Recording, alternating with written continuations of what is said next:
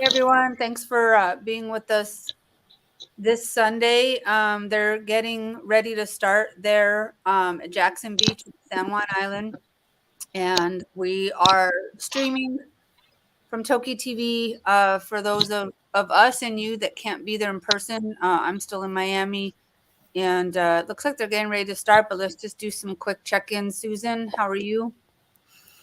I'm good. Sad I'm taking a smoke break because it's too smoky to be there in person. So I'm saying hello to everybody there and wish I were there in person, but thankful to TokiTV and Deborah Toro for live streaming, and Deb and Christina and the whole TokiTV crew for doing this, and Annette, of course, for starting all of this. So thankful. Thanks, Susan. They're going to text me as soon as they start speaking. So I'm not ignoring what's going on there. They're just not quite started yet. Alejandro, how are you? Just I am in a different place, but connected with Toki, just there at San Juan Island. And thank you everyone for joining us. And don't forget, we're going to keep fighting for Toki. Okay. Awesome. Alma's with us. Alma, how are you? Hi. Hanging in there. Thinking about you guys keeps my heart full. And I just hope that we can continue on in some sort of way on a positive path through all of this. Alejandro, I am seeing your different stages of sorrow, and I'm right there with you every time. Thank you so much. Thank you so much. All right, guys, they are getting ready to start, so we're gonna go to them. Thanks for being with us. Let's see if I can do this here.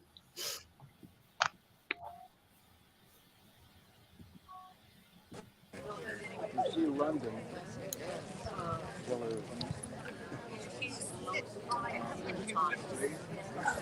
Yeah, she's around.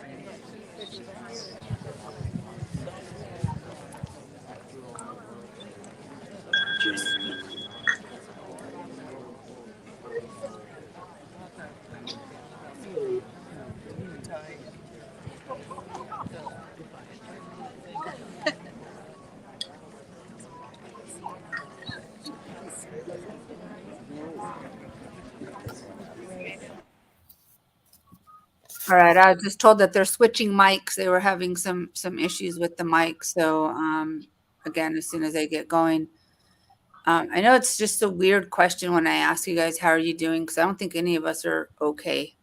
But I just want to point out that wherever we are, it's comforting to know that we're healing. At whatever stage we're at, we are healing, and also comforting to know that Toki's already home swimming with her family, and so that's one thing to try to do, to hang on, to keep ourselves on our healing path, knowing that it might take us a little bit longer and in different places, but we'll get through it. You know, and I just want to say, looking at the totem, and I wish I were there, but thinking back on the totem journeys and all the times that it went across the countries and the events that were held with it, and the number, the tens of thousands of people who placed their hands in prayer on it, and the tears that flowed every time.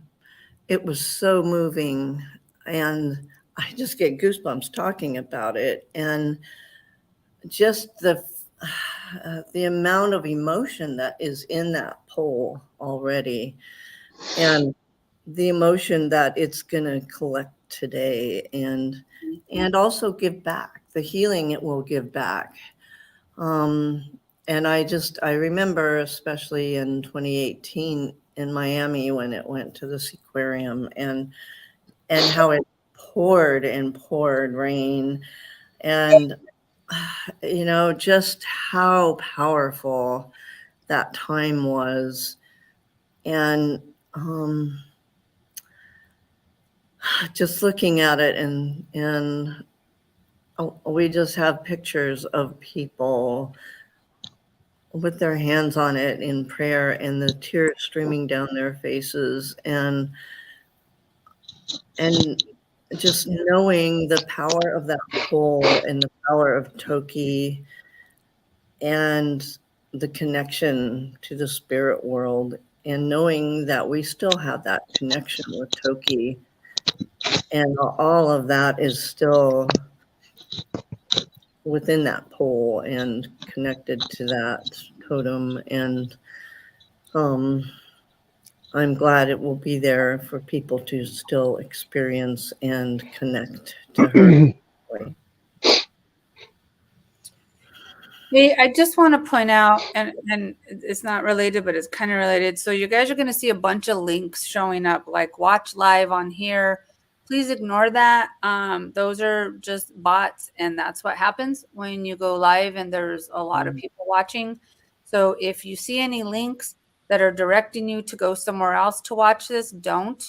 It is not us, and it's them trying to get you into pay for and to watch exactly what you're watching somewhere else. And so please ignore any external links that get posted. I'll put up a little banner as well so that people don't fall for that. But that's what happens when you get a lot of people watching. So sorry to interject that at that moment, but no, that's a good point. I don't want people to go and get scammed for money. We don't ever charge. TokiTV has never charged for any streaming anything. I just want to make sure everyone's aware of that. Right. Still waiting on them to get their mic situated, guys. So this is what happens when you try to live, but you know, the technology is really cool, and I'm so glad that we have the ability to join them like that. People are asking if her remains are home. No, they are not home yet. There will be, and they'll mention that today, there will be another ceremony, memorial when she does come home, but her remains are not home yet. The story pole, the totem was, the installation was pre-planned. That had been planned for a while. And so what they did after Toki passed is they added that this is an honoring for her and a memorial. So because it was already planned and put out there, they didn't, want to cancel, and there will be another option to do that. I'm going to stop talking now. I'll let Alejandro, if there's anything you want to share, Alejandro, I'm going to try to get rid of these little story bot things that are popping up here. No, that Toki has marked everybody's life. We must keep her legacy alive. We need to do something else. She came to this world to give us humans a message. We had to continue. He's not alive, but her spirit is alive and is now at the Sally Sea with her family there. It is not what we expect, but this is the life. We're here today. We don't know what to expect tomorrow, but I think he will open the door to many other animals, and we had to keep working just to honor Toki. She wants to put an end to animals in captivity in Florida, and why not in USA? And maybe this is going to help many other animals all over the world. So Toki came to this world to give us a message. She's an angel. She's like I said, she was a symbol, and she's a symbol of a struggle, perseverance. I don't find words to express how amazing she was.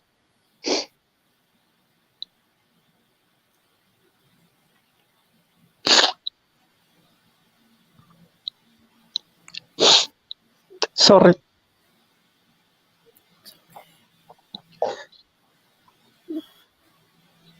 But I try to heal. I will become stronger. Something good is coming. I'm working on it. Just this is what I want to say. And I will keep supporting her legacy and the lamination. And we're going to preach the dance, and we're going to do many things together, working with the lamination. And with Toki's family too. Thank you.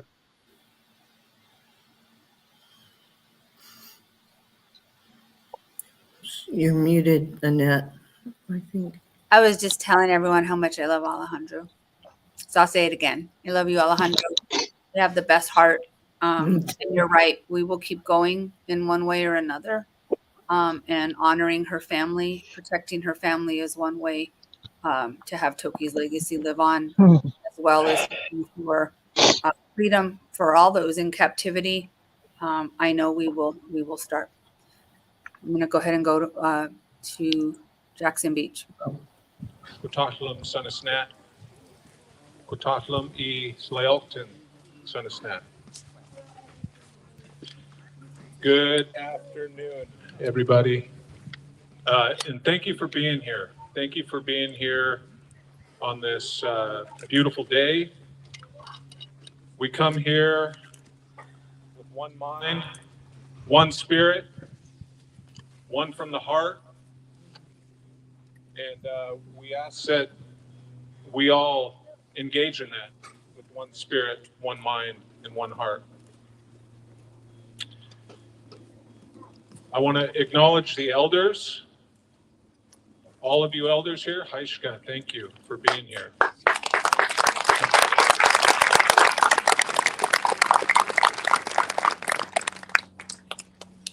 We have to acknowledge the youth. They'll keep the story. They'll share the story. They'll share today. And it's their future that we need to think about when we leave this place. Because things are happening on our watch. And I think that's why we're here today. Things are happening at a very fast pace on our watch. And we got to think about these youth and the future generations. And that is one of the great hopes from this moment today. Welcome. Welcome, everybody. Thank you. Thank you for being here on behalf of what began several months ago. And I believe it was May that this day was planned as an installation ceremony for her. And this day was chosen, and thank you to the port. We started working with the port back in May.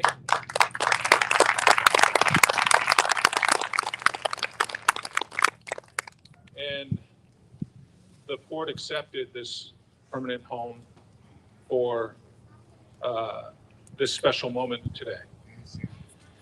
And they gave us a timeline, 21st through the 27th, for the installation ceremony to educate everybody and those who live here on island and everyone else on the significance of this and what this is. There was great support and conversation around it. And there was also some lack of understanding of what this is, what this was, what it's a symbol of, how many tens of thousands of hands and people have prayed on this across the country. Going first in 2018, Linda Mapes, Seattle Times, did a great job back then in 2018 of coverage of what was taking place when, and I think Nick Lewis will invite some others up to share a little bit of that history later on. But they covered when this was bare, when this was a tree. And they covered Jewel and the House of Tears Carvers and the youth painting it and the youth helping bring this to life. They covered it well. And if you haven't read the article that came out, I believe August 19th in the Seattle Times, she shared a video in the middle of that article where you can click on that And it's a very brief history of Sk'aliCh'elh-tenaut, TokiTV, Lolita. And she begins with the carving of this. And then it came to life. And then it traveled from Lummi to Miami, making numerous stops across the country, getting prayed on and telling her story. And in telling her story, the late Bill James, hereditary Chief Sk'aliCh'elh of Lummi Nation, who passed away in June 1st, 2020, as he put it, it's more than a story about one whale. And through that story, how do you and how do we hold conversation and talk about these truths when it's hard to find empathy or understanding, when Chief Sk'aliCh'elh would teach so well through example, and our elders teach so well that we are always last. Any creation story you go back to in Indian country, we're always last. Even if you go back to ancient scripture in the Bible, humans weren't first and then the sky and the moon and the sun.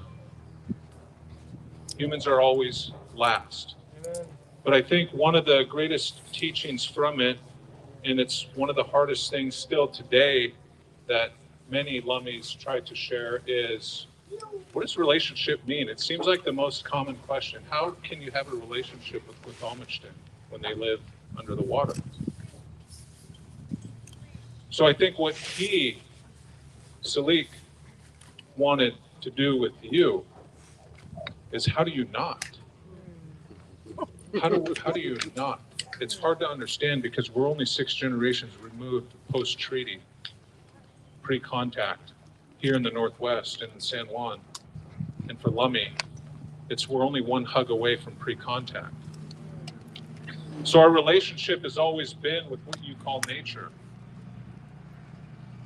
Land, air, and our kids, and we still hold on to that. And that's what was so important for him through this journey with TokiTV's story, was we need to invite you back and maybe examine and investigate where your relationship was severed from being one with and actually below everything that is.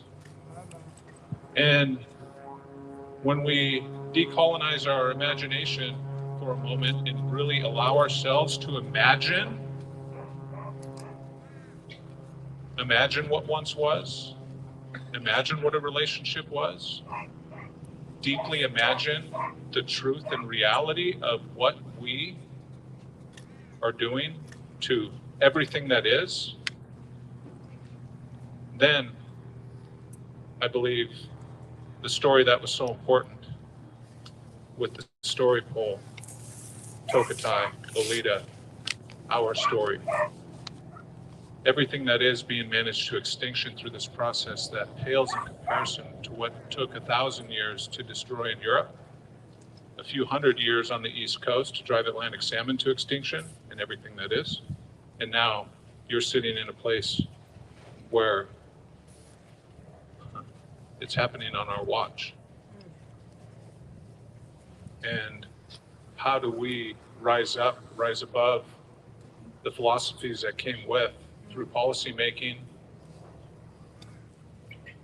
through dominant and supreme and above everything that is, and we can manage everything to extinction as long as it benefits us? Can we go back to that?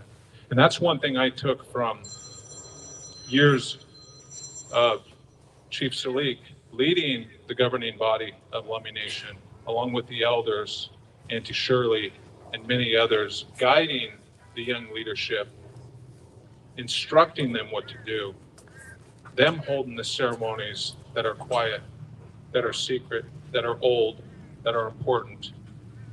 That, I think, for all of us and many of us, is what this gift is. And this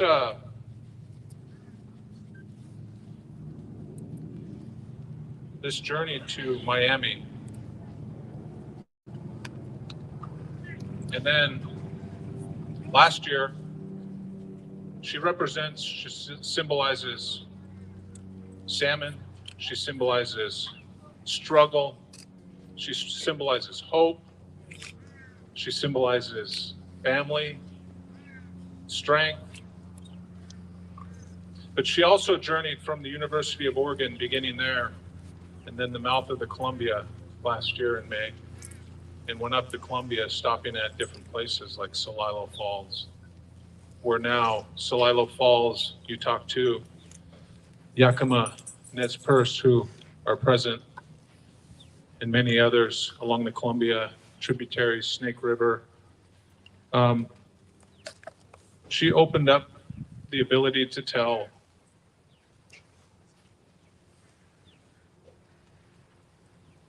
that story, and the fact that what was once a great river on this west coast, we've turned to a lake for our own benefit. And everything that belongs, like TokiTV belonged here, Sk'aliCh'elh-tenaut, but everything that belongs in that river, that takes care of us, you, the natives for thousands of years. It's at a point where we have to come together. We have to examine. And this went on that journey all the way up to the Snake River, Nez Perce country, Yakima, Umatilla, and all the tribes up there who are struggling to create an empathy, attempting to depoliticize a moral issue, a treaty right issue, a treaty right that the Nez Perce, the Yakima, the Umatilla, the Lummi, the treaty tribes have with. It's really our only protection for salmon, as you can see through the Supreme Court cases. I think Lummi's had 8 victories in Supreme Court, but it's typically all around salmon.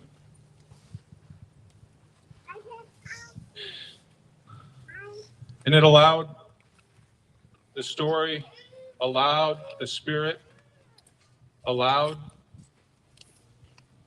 all of you and everyone who touches it and everyone who attended these places to understand that a treaty isn't an Indian thing. Books and school systems might teach it's an old Indian thing. But what took place and what this has allowed the story to share and the truth to be told is that an immigrant sovereign came together with the true sovereigns of this land, an immigrant sovereign called the U.S., a newcomer. But they felt it was so important under their Constitution, under Article 6 of the United States Constitution, stating the treaty is a supreme law of the land. There's nothing above. It's the most important thing. And the immigrant came together with the true sovereigns of the land all across this country, including Lummi and many others, and along the Columbia, Nez Perce, Yakima. And as an immigrant, they entered into promises with one another, agreements with one another. And what she is allowed to share is a truth that it's been lopsided, big time. You've got roaring rivers that produce June hogs and 120-pound king salmon that fed these southern residents out of the Columbia that are on the brink of extinction. And while it's hard to make treaty rights an extreme priority because of what we learn in schools, I think what this allowed and what others opened up our minds to is it's your treaty too, every single one of you, non-Indigenous, because your forefathers came together with the true sovereigns of this land. And that's just a little bit of what you have here. You might hear some talk about authenticity, old artwork, but this story pole represents so much. What a gift.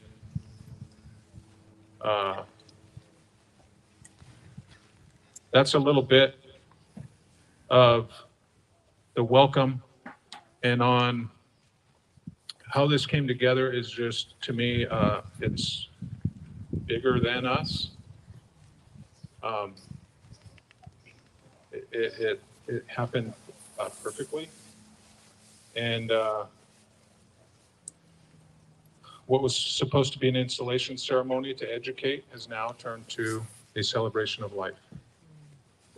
And an installation ceremony, and a time for us to come together. And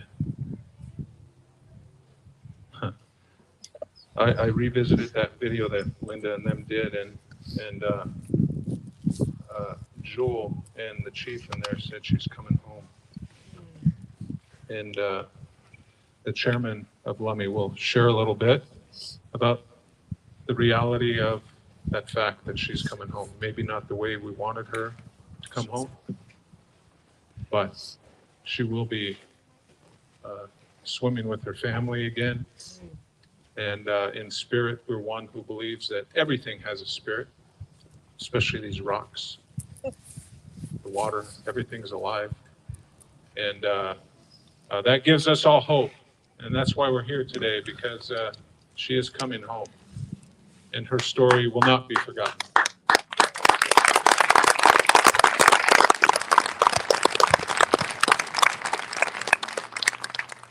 So thank you for being here. And today will not just be an installation ceremony. Today it's going to be a little bit more than that. And I'm so honored that my elders and my family and our singers and our youth and everyone who's supposed to be here is here. And some of the challenges of the ferry and getting boats out here, but we have lots of folks here, and I want to start to invite up Chester and family to we're gonna open with song, and we're gonna share start with Chester and the family with one song. We're gonna invite Auntie Shirley to share a very important song after that, and then one song after that. But at this time, while they're coming up, I want to open this up properly. I'm going to call witnesses, and the witnesses will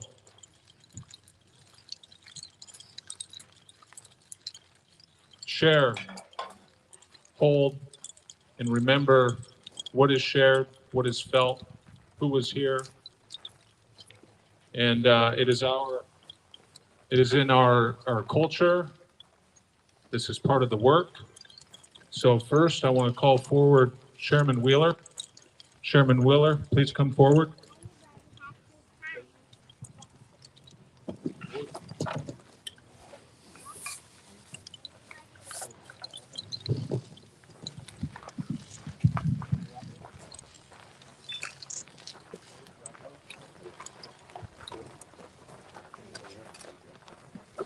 You're here. You're here.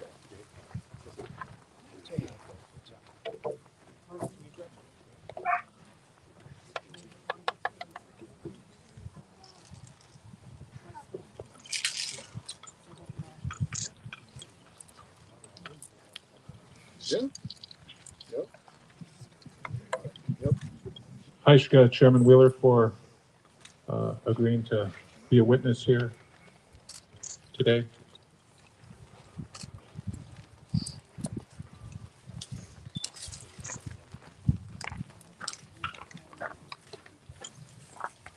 All Lummies, come forward. Up here.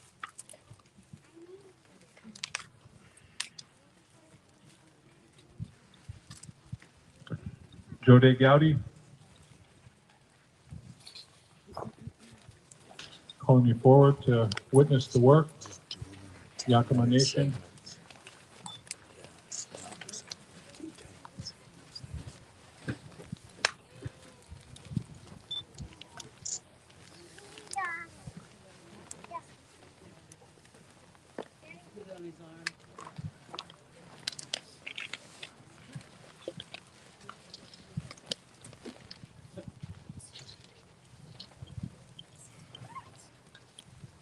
Aishka today. Deborah Lakanoff, calling you forward to witness the work.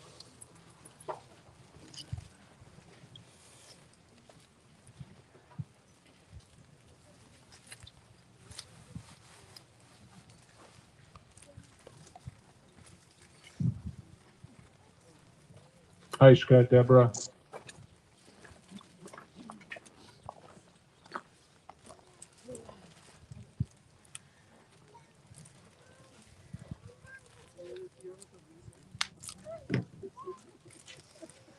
Calling forward a youth.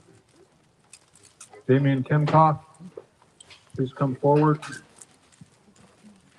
Aishka for agreeing to witness the work.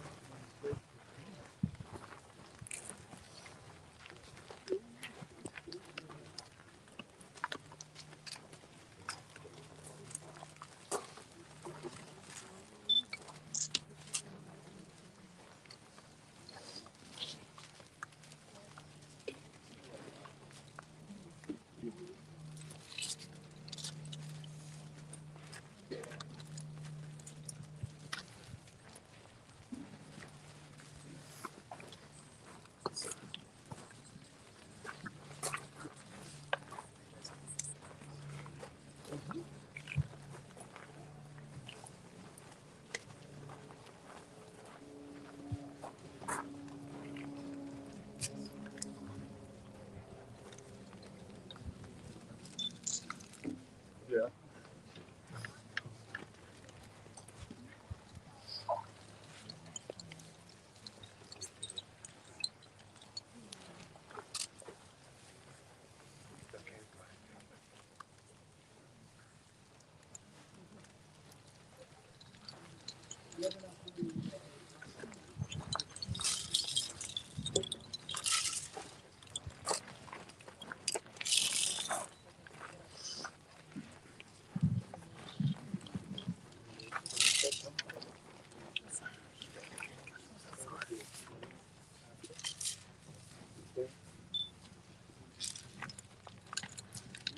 Hi, Sk'aliCh'elh. It's good to be home. In 2007, we come together. You all folks have your national anthem. And us older ones got together in 2007, canoe journey to Lummi Nation, and created a national anthem of our own. It's bringing our culture and tradition, our religion back into school so we could teach our children that it's all right to be Indians now. It's all right to be Natives. And we do it every Monday with our language teachers. First thing we do, blessing. It's called the flood song. But in that flood song, it's our creation. And it clears the path for all of us to travel on that journey. Just like we're doing here today. This song clears the way, not only for us, but whoever chooses to follow us in our footsteps. It's called the flood song.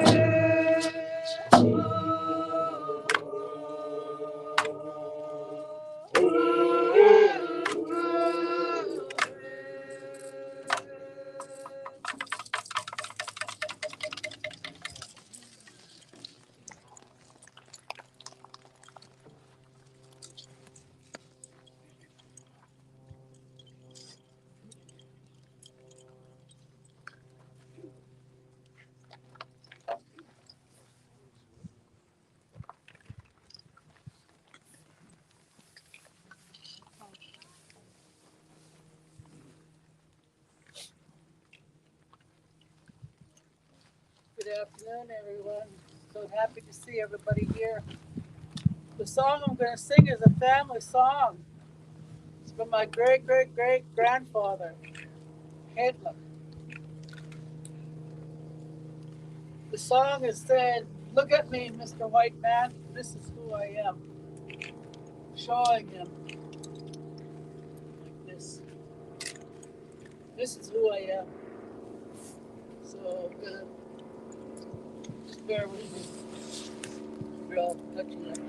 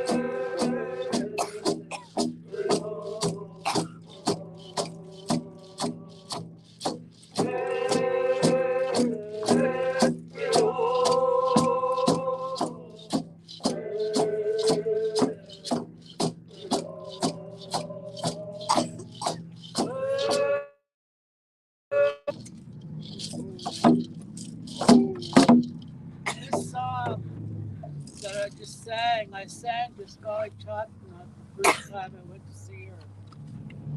And she looked at me like that when I was singing. She was in her tank. She looked at me like that. She was dancing. And when I got done singing, I sang 5 songs to her. When I got done singing to her, she turned around and she went and I sang the farewell song to her. And she looks at me. And she knew that we were getting ready to leave, that we spent 3 hours there at the tank with her. And she looked at me like that and she wouldn't swim around. The last time I sang to her, the last time I seen her, she seen me and I haven't seen her for a while. And when I sang to her, she did the same thing, but she went out in the middle of the tank like that. And she went down and she came up. She went up in the air like that and she splashed. And she got me all wet. And she comes and looks at me. I says, "Look what you did to me." It was really hot. It was 90 degrees. And I said, "Look what you did to me. You got me all wet." And she looks at me like that and she turns around and goes swimming around. And the caretaker said she knew you. She knows the connection between you and her. And she was happy to see you and hear you sing to her. Because every time I went, I sang to her. And I'm gonna miss that. I'm gonna miss that. That's the first song I sang to her when I seen it. See,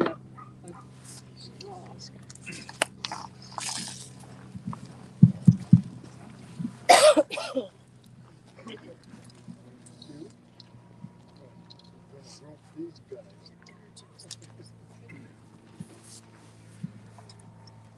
Haishka, Haishka, Haishka. Thank you for the songs.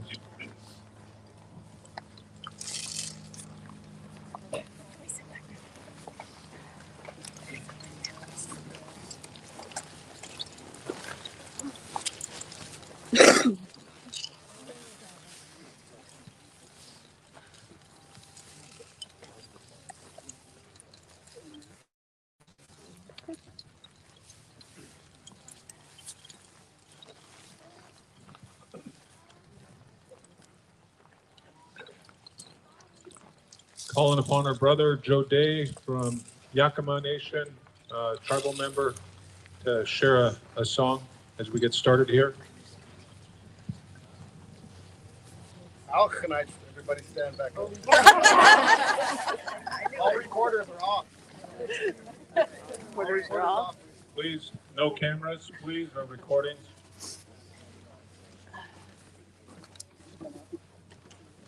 Turn it off.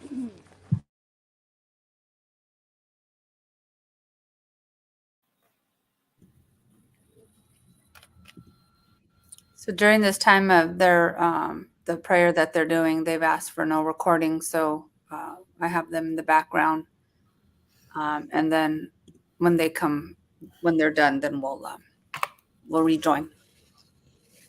Thank you guys again for being with us. A lot of people watching from home. It's beautiful, isn't it? It is.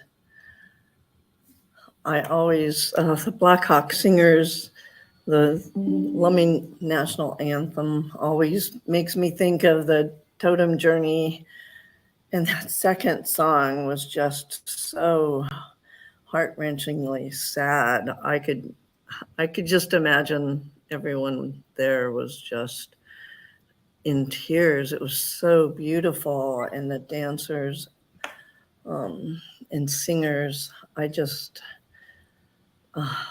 love the Blackhawk Singers, and Lawrence and Denise, who lead them, are just such wonderful people and do such a good job with them. And it's just such an important part of their culture, and to keep the dances and the songs and the culture alive is so important. There is a ton of people there, and I'm trying to. I took some screenshots earlier. I'm trying to get it up so that you guys can see. There are so many people there. So if you feel all that energy, it's there's a lot of people there. It's incredible. Letting me add people here, but I mean pictures for some reason. Maybe it's not meant to be seen. Oh, here we go. Let's get these loaded so you guys can see. And I want to do, can I do a shout out to Craig and Cindy Hansen from San Juan Transit, who have been providing a shuttle service to get people from town out to the park. They're great. Well, Cindy's our education coordinator, so I'm a little biased, but her husband has the transit service, and they're both just wonderful people and have both loved Toki and orcas forever. And They've been running a lot. Look at all these people there. yeah, That's one section. It's one small section. oh my God. Oh my Lord. Middle section. Oh my God. Oh my God, that is just incredible. And for people who don't know how difficult it is to get to San Juan Island these days with the ferries and the smoke conditions that I know kept me away, and I really wanted to be there. And I know some people couldn't be there because of that. I know Cindy said that's probably going to really affect the turnout today, but maybe that's a good thing because I don't know how they could have fit more people there. That's incredible. So much love for her. I mean, I can't even imagine it's going to be like quadruple that when Let me, yeah. Alma, you doing okay, Alma? Yeah, I'm hanging in there. Okay. This is all such wonderful stuff. What was his name? Steve Solomon's speech was incredible with talking about treaties and the promises that were made for the land and the waters. These are important things to come back to remember where she came from and the things we need to protect her family and, you know, the longevity of the orthopods. So I'm loving all the information and all the people that are there and, you know, re-energizing people to care again.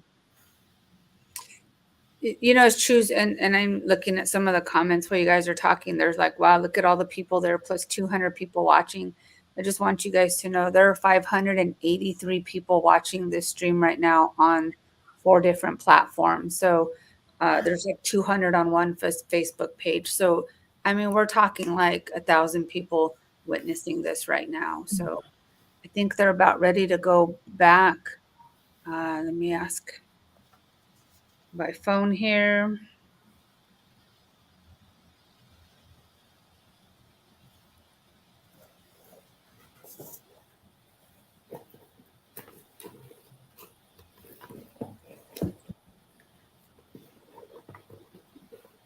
Just give them a minute. We're getting it together. There we go. Here we're going to go back. Sk'aliCh'elh-tenaut. Good day, my dear friends and relatives. My name is Tony Hilaire. My name is Satsumton. I come from Lummi, and I'd like to thank you all for being here on this day. I'm the chairman of the Lummi Indian Business Council on behalf of the Lummi Nation. Thank you all for taking the time out of your day to be here with us. Thank you to our elders, our aunties, and our uncles that are here. Thank you to Cecilia and their board and all of the ones who took part in making this day possible.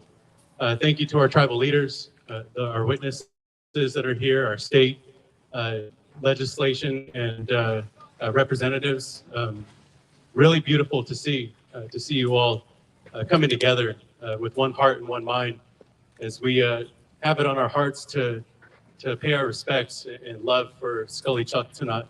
And that's why we're here today. I'm here with my Lummi Indian Business Council, Nick Lewis and Jim Washington, as well as our youth council, Damien Kamkoff, who's called as a witness today, Talon Paul and Madeline Bob are all here traveling from Lummi Nation to be here.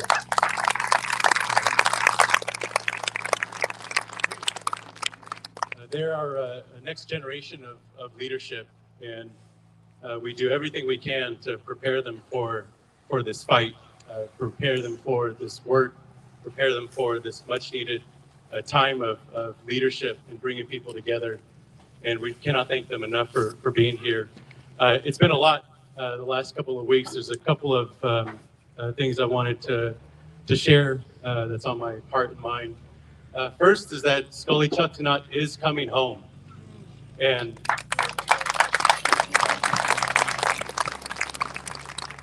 even though the circumstances aren't exactly what we wanted as a nation, as a people, as those whose heart and soul has been in this work, has been with her throughout her entire journey, nevertheless, she is still coming home. And under the direction of our elders and cultural leaders, that date will be set at another time. But wanted to let you all know that there will be a homecoming. There will be some time for us to come together again to pay our respects. And I also wanted to just mention that we've been feeling it with all of you, this sense of confusion of what happened and how did it happen, and wanting these answers and so many questions that we've had. And we need to set that aside my dear people. We need to set aside that anger and frustration on our hearts, because she deserves much, much more than that. She represents much, much more than dancing.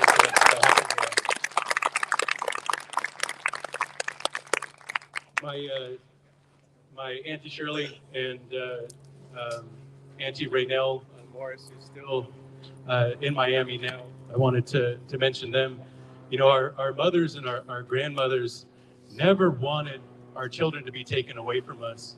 Our ancestors never wanted the atrocities to happen to us, for our land to be taken, for our children to be taken, for these ongoing threats to our sovereignty, to take away our language, to take away our culture. They never wanted that for us. And so they made us strong. They made us resilient. They made us fearless. And we are never going to stop. And you see it in these children that were up here dancing and singing, that we're never going away. And that's the message today, is that we're still here, and we're still going to keep fighting for everything that we call home, everything that is ours. And even though, you know, there's a lot of hurt hearts, we don't want your sympathy. We don't want anybody to feel sorry for us. We want your empathy. We want you to understand who we are and where we come from. We want your children to understand these children that were up here at the front stage. We want them to grow up knowing each other. And before we can truly heal as a people, we have to acknowledge the true history of this place that we all call home. We have to look at, we have to be able to look at each other without disgrace, without disgust, without hurt.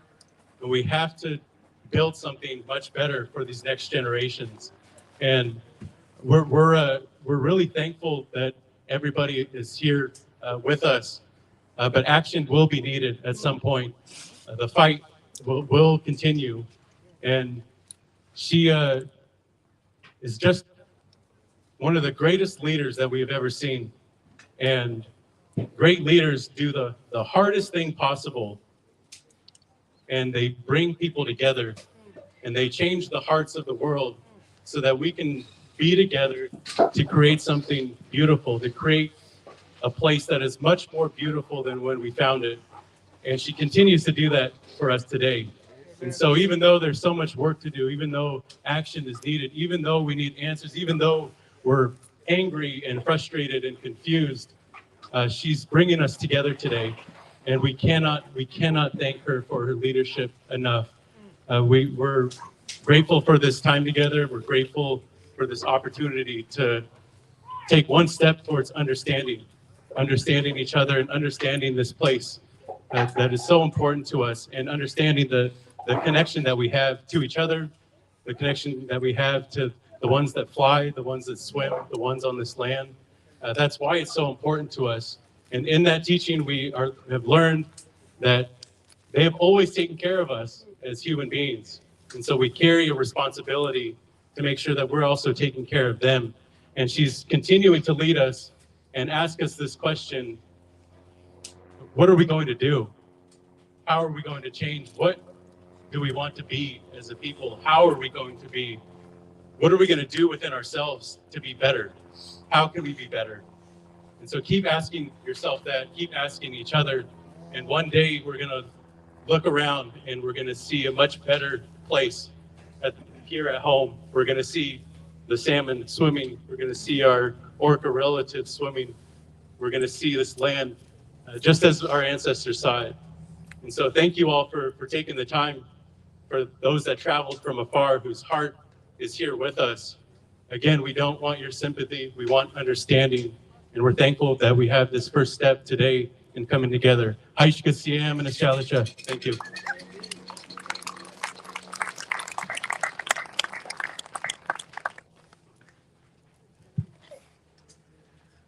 I want to call forward Nick Lewis and Jim Washington.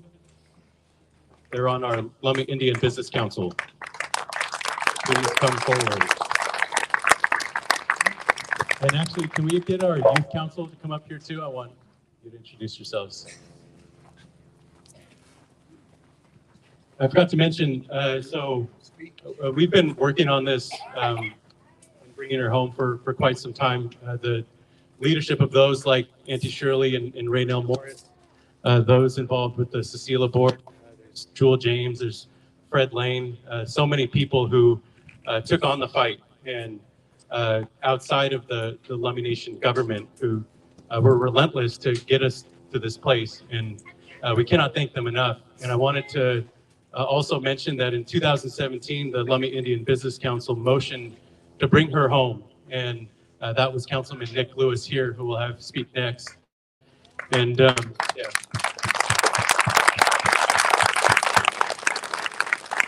Today is also about direction, the instructions that are left behind from our elders and our ancestors, the ones who know the way and show us the way. And so we're thankful for all of our leadership, and want to hand it over to them now to introduce themselves and say a few words. Haishka. I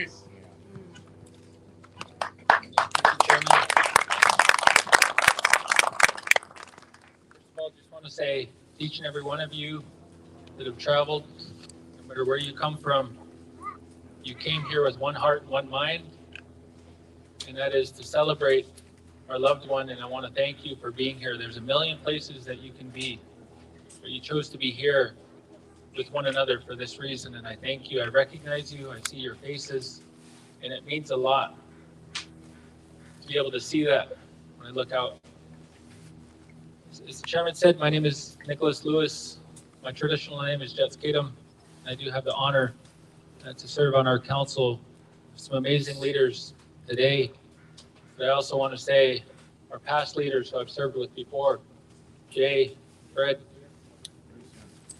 Happy, many others. But in order to really talk about this part, I need to call Doug up. Yeah. Kurt Russo, I seen you here. He's right there.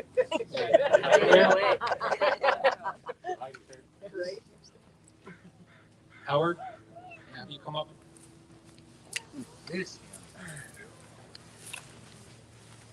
When we do the work that we're doing,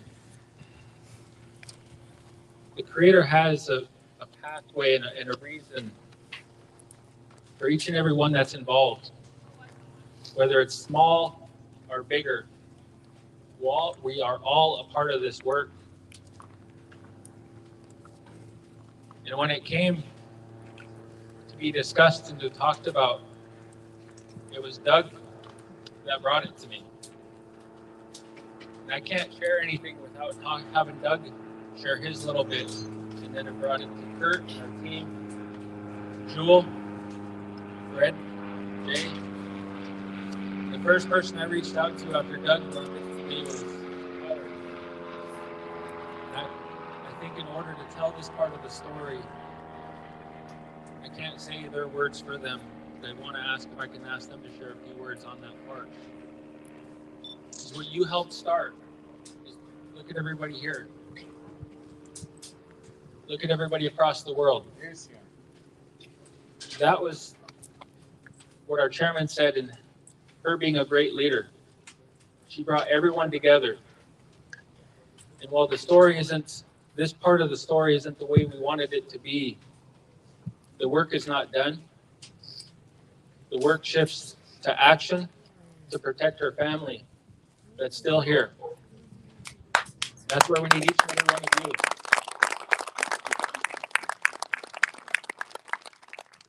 I want to ask my friends, my brothers, to share a part of this story.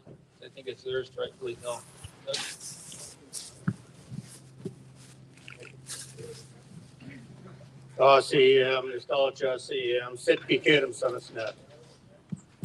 First of all, I'd like to thank the Creator for opening up the way for us to be here where we're at here today.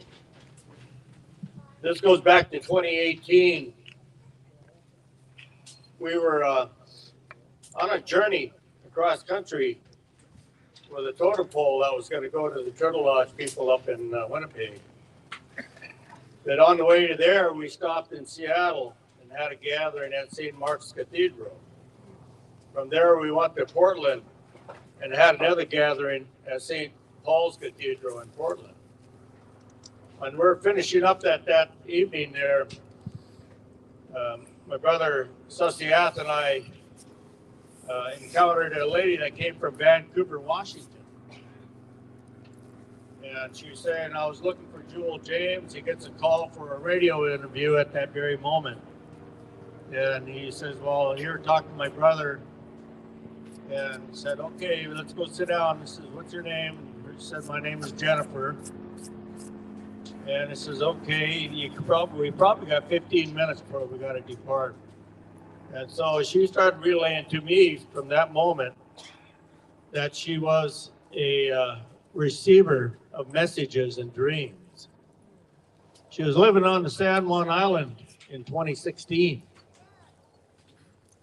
And says, I received a message from a young girl in New York, a 14-year-old Down syndrome girl.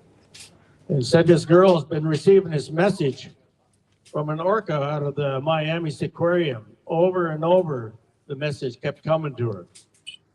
She's crying out, is anybody out there that can hear me? Anybody out there that can hear me? I want to go home. I want to go home. Anybody help me go home? That message just kept coming. And she carried this message that I left San Juan Island and moved to Vancouver, Washington. And they said, I carried this message for 2 years. I'm a non-native. Who do you give such a message to? He says, I heard that Lummi was here in Portland, and I thought maybe we can come to you and see if you can do anything for this whale or not. You know, I told her, you know, Jennifer, I don't know if we can do anything or not. We're on this journey, and we're heading for Standing Rock, and then we're going to Winnipeg. But I don't know if we can do anything, but let's put it to prayer and see where it goes. And we did. I look around and I could see where it went. I looked around and seen how the Creator could use such a being, such as the Sk'aliCh'elh-tenaut, that she can have such an impact on so many. And all she wanted to do was come home. She wanted to come back home to her family. So this whole thing unraveled. One vision, one message after another that she kept relaying to us. And to where we kept reaching forward with these messages, like the information that was given to us that she accumulated in 2 years is what I handed Nick, because he was the new one on the council. And I told Nick, he says, read this over very carefully and do not drop this, because this is bigger than all of us. This is a spiritual movement, and it is. And it hasn't stopped. With the gathering of the orcas that were out here the very day she died was a testimony of the spirituality of it all. It's real. The spirit is still here. She came home, not physically, but spiritually. You know, so this is one of the Creator's creations, and their spirits are very, very much alive, and they still go on. It's like each and every one of you. You all have a destiny. You all will take that spiritual walk at one time or another.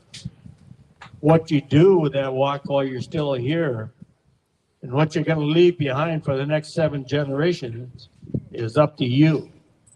Each and every one of you that are present here today, you've got a voice, you got a pen, write it down, make it listen to those that are on the other side of this country, that we are still here. We are still fighting for the rights of those that don't have a voice. Those that are living in these waters, our relatives that live under the sea, are still here. They still cry for their babies. They still cry for their families. They gather in a spiritual moment, as we witnessed here a few days back. So to the elders, make your voices be heard.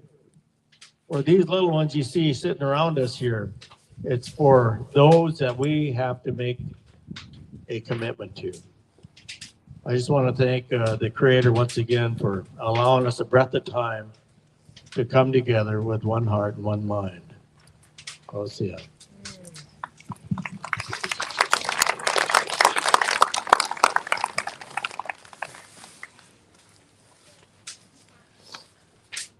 My voice is a little smoky. My lounge voice.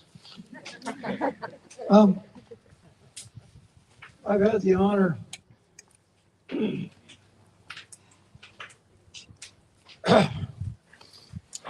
to work with these amazing people since 1978. And I can say this, they know a lot about nature. They know a lot about what Jay Julius calls an ancient love affair with nature. I was talking to Councilman Lewis tonight.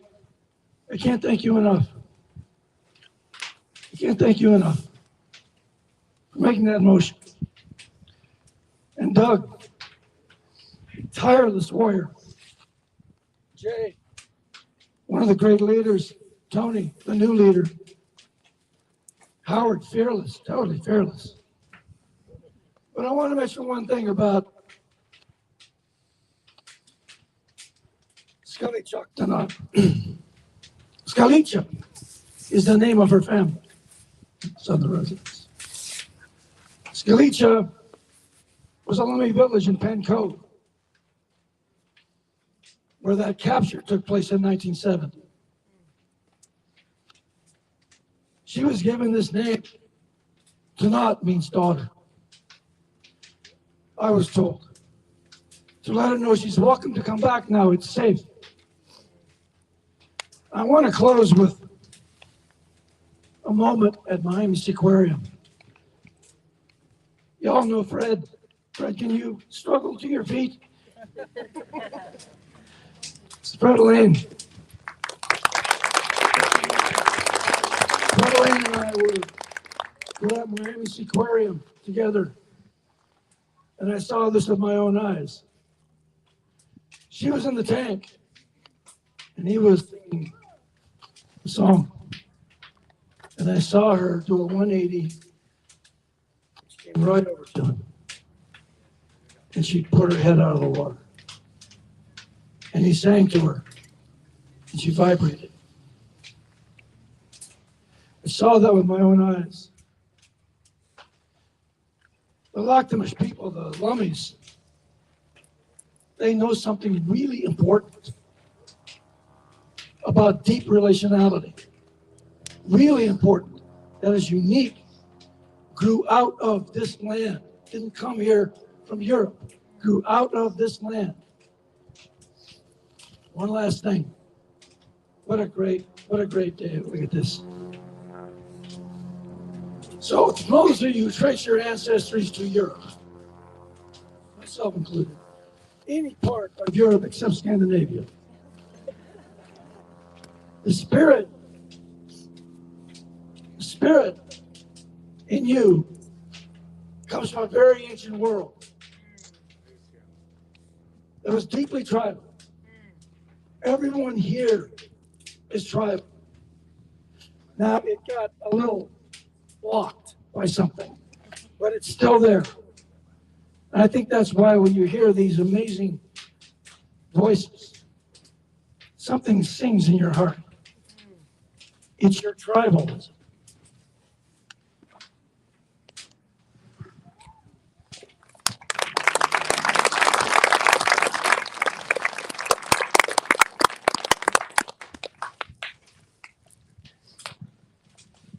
I am deeply humbled and honored and grateful to be here. Thank you so much. Thank you for passing that resolution, Nicholas and the council. Thank you for having me at this sacred moment. This is so beautiful. My dear departed brother Ken Balcom told me about TokiTV. I didn't know much. I knew she shouldn't be there. He had faith in her. He believed in her. He was confident that she could come home and she would be relieved and happy and feel at home. It would be her familiar waters and her family, that she was fully capable of that safely. Against all the headwinds of all the myth-making by the vested interests who say, oh no, don't let her go home. It would be a terrible experiment. We won't do that. But we knew just because she was a Southern resident, still is. So we knew her family. They didn't know her family. Family is so important. But over the years, Toki has become a teacher to me, a mentor, and a leader. I've learned so much from her about courage, about patience, about graciousness, about compassion. She never wavered.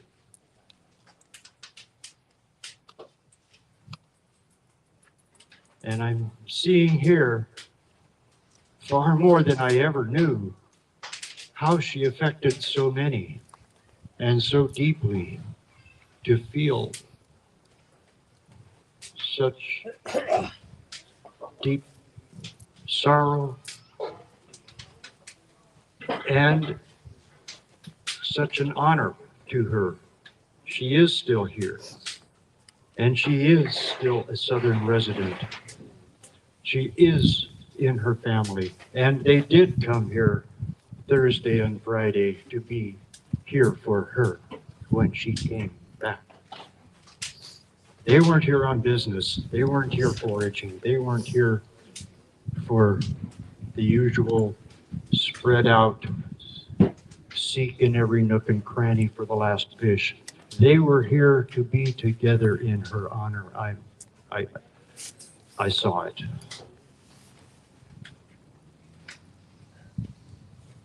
I just want to thank everyone here and all my lovely friends for having me here. I appreciate that so much. Thank you.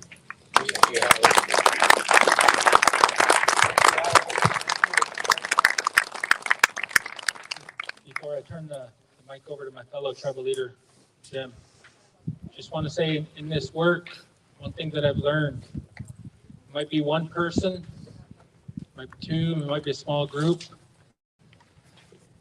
You're fighting for something that's bigger than each and every one of us as well. Don't ever give up in fighting for what's right. Continue working with those that are fighting for what's right, because our family is still struggling. We need to fight for the environment. We need to fight for the salmon, because we don't want another sad story in this book. The story's going to end positive. We have to keep that in mind and in our heart. She brought each and every one of us together for a reason. You're all part of that reason. Don't ever give up fighting for what's right. So our tribal leaders, again, Jay, Fred, that have been there since this came. Doug, Joel, Samuel, thank you for all the work that nobody has seen behind the scenes. All the blood, sweat, and tears in helping keep this story going. Mom Shirley, Renell, Ellie, for those that took on the fight, even more so, thank you for following your heart. You let her know that she was loved and she wasn't forgotten. Each time you went and sang to her and she came to you, that's a gift. And in this work together, Doug said, the message was always, I want to come home. And I'm thankful with each and every one of you and our past leaders that we are going to bring her home, as our chairman said. We're going to honor those wishes. And she will be swimming with her loved ones, her mother, once more in the near future. Thank you for being a part of this work. Aishka.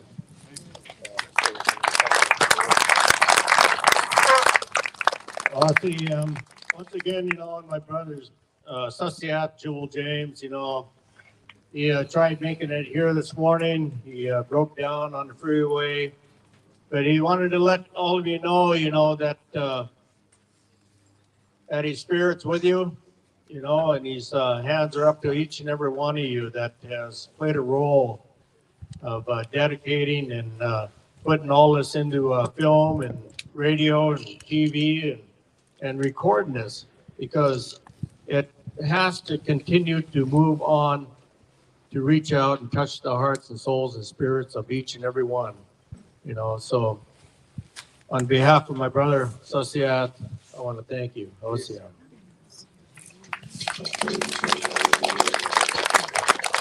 Osiat, Messiah, dear friends and relatives. See, Aston, that name comes from right here in San Juan Island. It's my grandfather. I appreciate all the people showing their concern and honoring this totem. I want to thank all of the folks that are involved with Cornish, the whale, and your concern in trying to get her home. This is not about a money or a value object.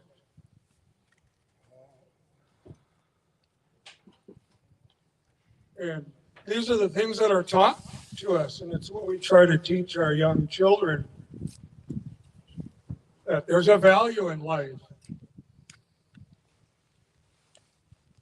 It's not about just having a home,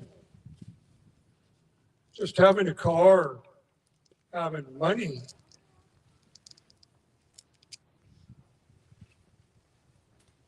And a lot of us share these same feelings about our children. We want more for them than we had. And so I've been praying about this and thinking about this a lot, about the whole situation with this whale. And how do I relate to this? What's happening?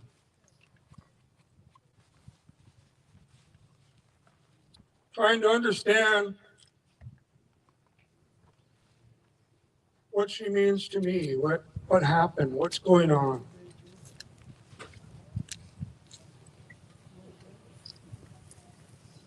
And all I can think of is she's our elder. They're our elders. That's all that comes to my heart and mind, is they showed us the way. They taught us how to hunt. They taught us how to travel these waters. This is our people's highway right here, this water. We didn't have cars.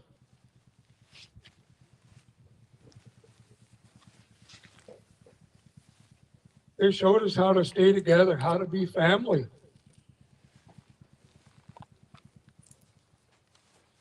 And it is like Jay says, they were showing us the way. They are our elders. They taught us. But still trying to relate to what's happening and what's going on with our people. What's going on with our land? What's going on with our waters? The things that are very, very valuable to our existence.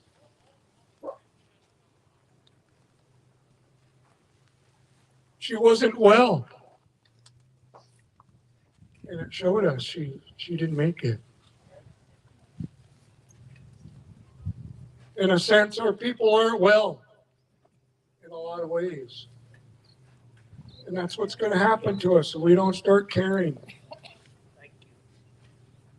Start showing, start living, start being that example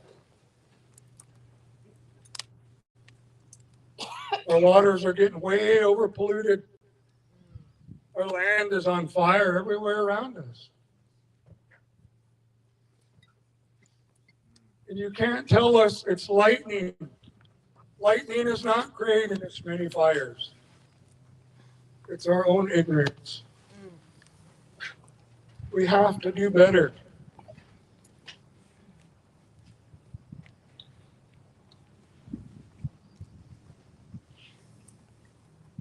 But I really appreciate all the concern that the folks have.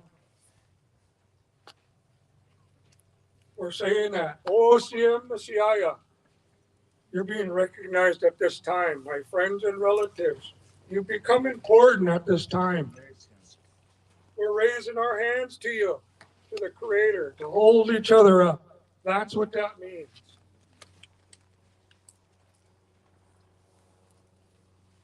And we want our kids to know some of this stuff, our children to know it. We want them to know it. We don't just say it to be saying it. We want them to know this. And it's telling us we need to take care of ourselves. OCM Messiah.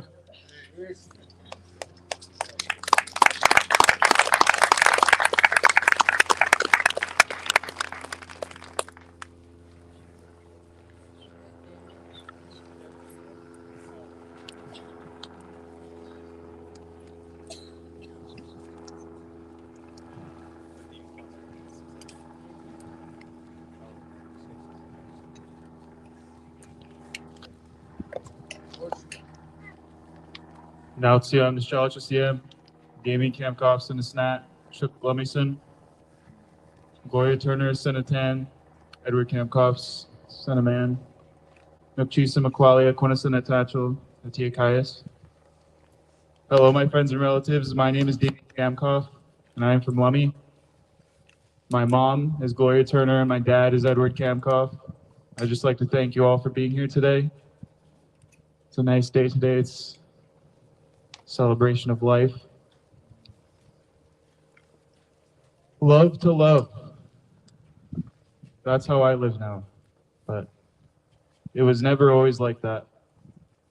I was kind of what most people would call a res kid.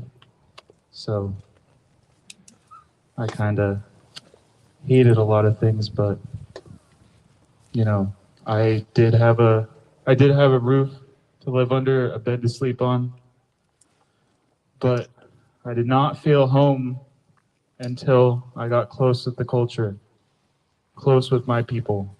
My people are my home. Our people are the home. And similarly, she is coming home. So, love to love. I love all you guys equally. I don't think of myself as better than anybody. ACM.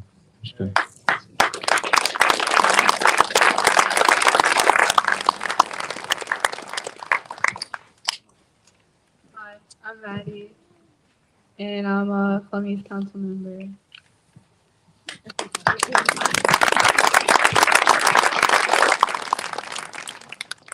CM, Sk'aliCh'elh-CM, Suka Sk'aliCh'elh-tenaut, Talent Paul, Snat, Chuck Lumison. My name is Talent Paul, and I'm on the Lummi Youth Council. I want to thank you all for being here today. I wanted to share just a few words.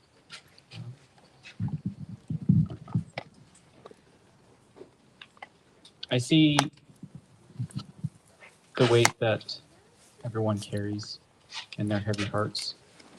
And I'm grateful that everyone came here today to help honor our relative. And I'm also thankful for Lummi Indian Business Council and for bringing us along and teaching us. My father, he told me when I was very young that, you know, one day it's going to be you. And I never believed him until now. So, I'm just grateful to have the advice from our elders and the guidance and the teachings. You know, my grandma, she always told me, it is your duty to protect these ways and these teachings, and to carry them and pass them on. And I'm grateful that I have the opportunity to do that here today. Sk'aliCh'elh-tenaut.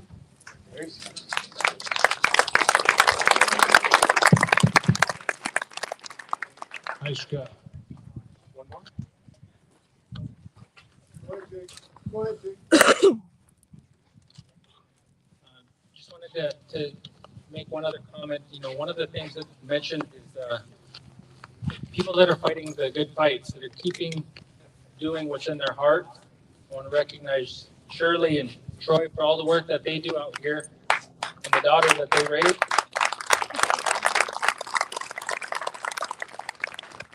Something that wanted to be shared, and that I think asking Sadie to share it with each and every one of us would be more to share that message. Sk'aliCh'elh-tenaut, Sk'aliCh'elh-tenaut, Sahadat Hasmit, Anaman, Kusamat, Sanatan, Sally Jack Herman Olson Sana Cecilia Karen Virgil Williams Sana Cecilia Chuck Slamison Duwamish Sin Sanich Sin Samiyama Sin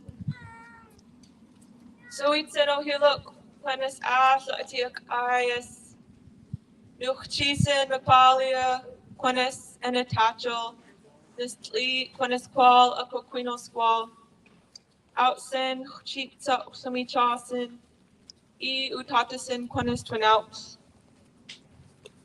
Haishka Maqualia to Asha on that's a Tunguch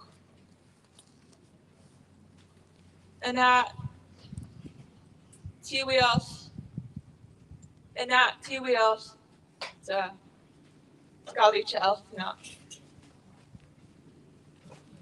I would just like to mention that and speak on my parents' behalf. As we co-founded White Swan Environmental, we've also worked with the Carver of this story pole. So there is another story pole over on Papiawas, and it helps to share our story of the chief and the female chief of the salmon. And those salmon are our relatives, and those salmon are the food sources for the Sk'aliCh'elh-tenaut. And so the salmon people are coming home. The salmon people are returning. Ashka for coming, and thank you for the space and time.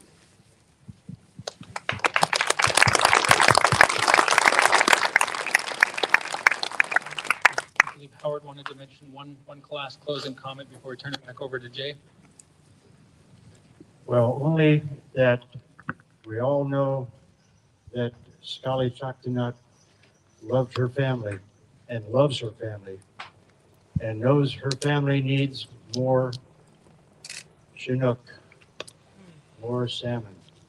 And there's no shortage of messages here to free the Snake River. But I want to say that we have a representative here.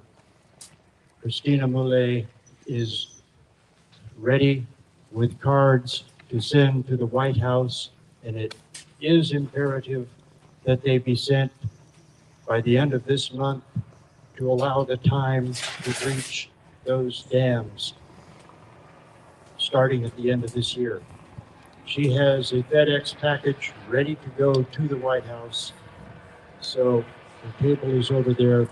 She's here now, but she will get your message to the White House. Thank you.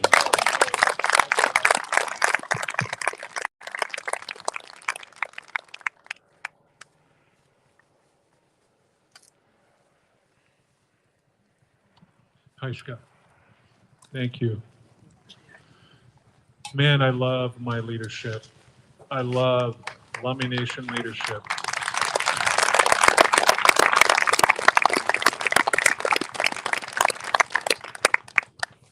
The authenticity in leadership from Lummi Nation, for me, goes back to a court case started in 1895, 1905, Alaska Packers. You look at the testimony of the old reef net fishermen talking about this place, the reef nets and the traps coming in. And that willingness to fight, as Chairman Hilaire and other leadership said, has not left. And their leadership as a governing, new constitutional governing body has always been that. And I'm so proud of them. I love my historical leadership, the ancestors who led us to here, but taught the leadership by example. Thank you. You notice they don't mention anything about economics. They don't mention the fact that they're first, second, third largest employer. And rarely will you ever hear that. And that's who they are. It's salmon. It's what they talked about before. So leadership, thank you for being Lummi. Thank you for being great leaders. Elders, thank you. And it's the grandmother. Shirley was my Head Start teacher long time ago, and she's always been a grandmother, motherly figures. And that's our aunts, and they're our teachers. They're our guides, and our teachers that develop the leadership to where they are. At this time, we're going to share TokiTV's last song, last sounds. And we're also going to share her family's sounds here in the islands, or the day of her passing. I'm not, but we're going to, while we're getting that ready, going to call some youth forward to share a little poem while we get these started, or get this. Tasia, this is my daughter, Tasia Julius Sk'aliCh'elh-tenaut, and this is my son, Sequoia Julius Quitashlam. And they're going to bring up some youth, or right here, and they're going to share a quick poem.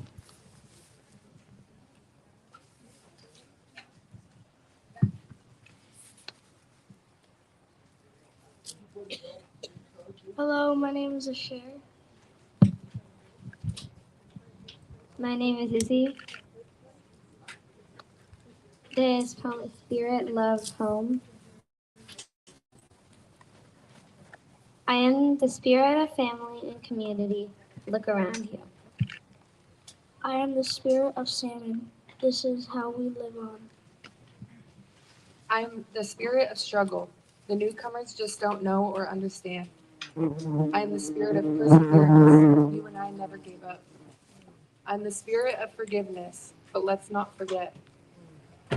I'm the spirit of healing. See the truth in our story. I'm the spirit of love. Continue to fight for our existence. I am the spirit of the water. The water is my giver of life, and the Salish Sea is our home. I am the spirit of family. Let's all come together as one. I am the spirit of hope. I am home, despite all odds. I am Sk'aliCh'elh-tenaut, TokiTV Lolita. I am keeper of the spirit.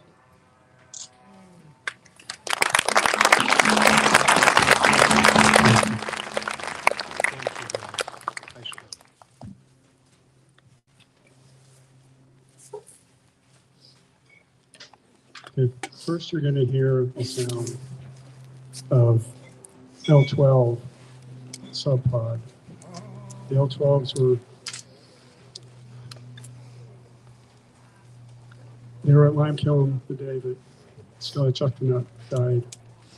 So we're going to play about 40 seconds of that, and then about 20 seconds of just the sounds of Sk'aliCh'elh-tenaut recorded in air over the last few months.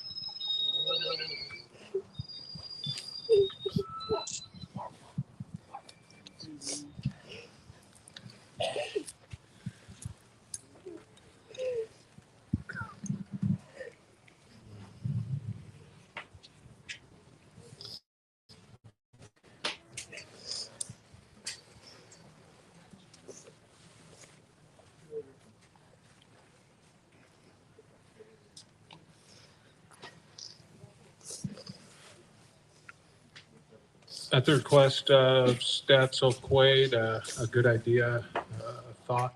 Can we have 56? Was she 56? How old was she? 57. 57. Can we have 57 seconds of silence? And then Sk'aliCh'elh-tenaut, we'd like to call you forward. Al Scott.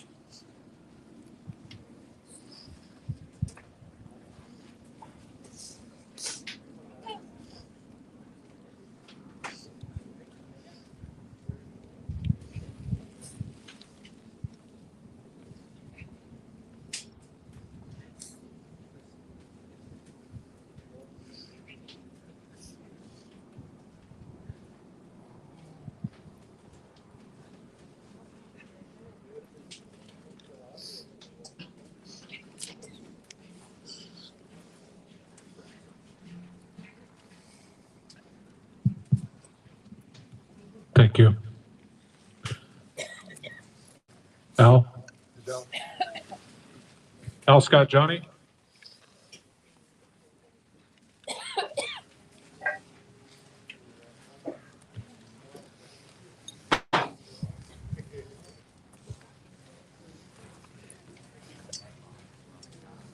Al Scott Sk'aliCh'elh-tenaut is the cultural director of the Lummi Nation. Calling him forward to share a bit.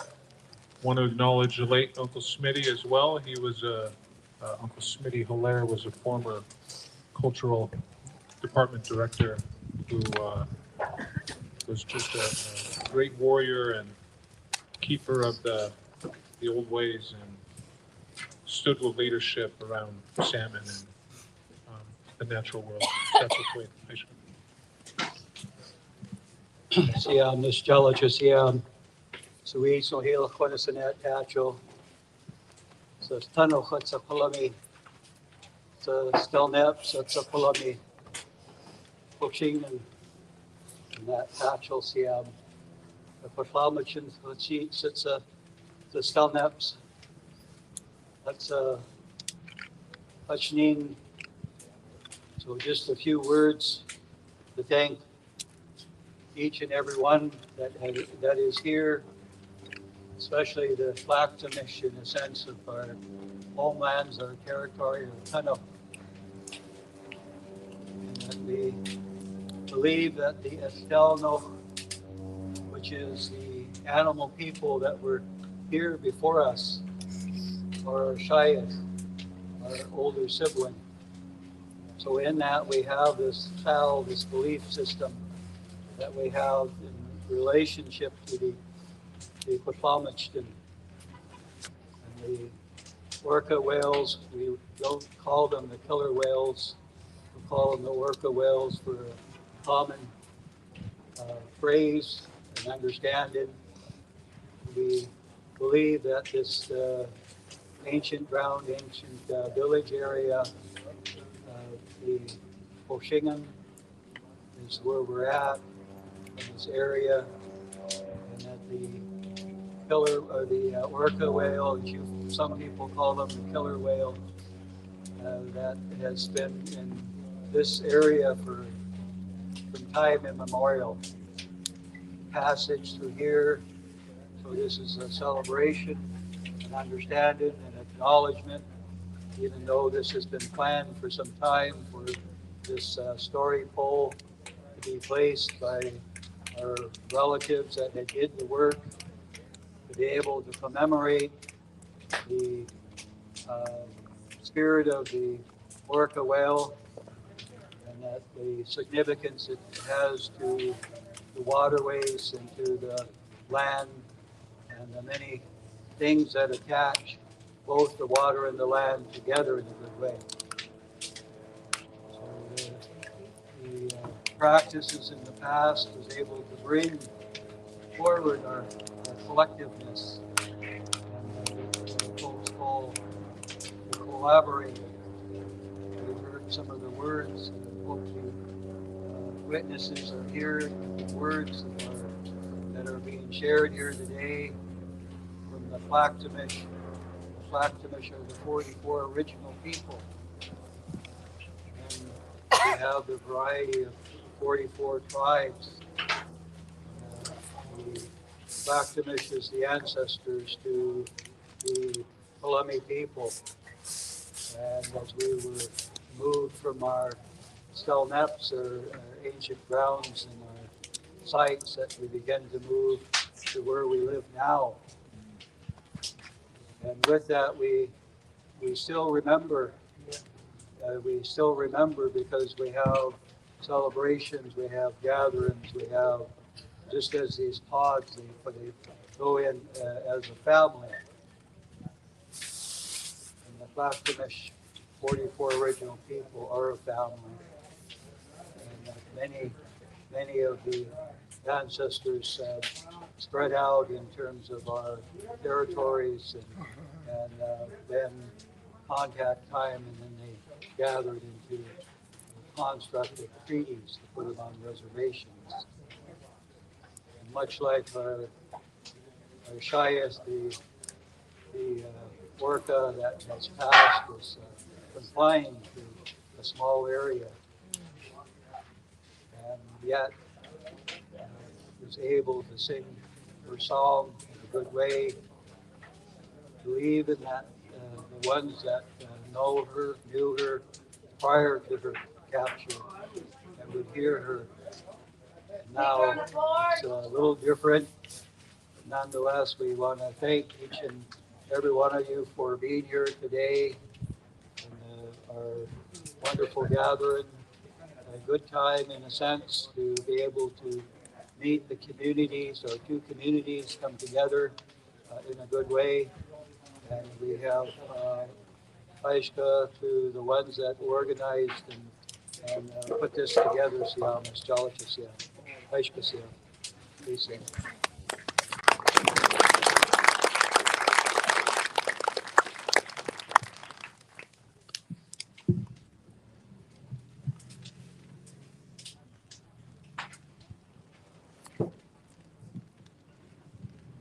Sk'aliCh'elh-tenaut. Thank you. Osi.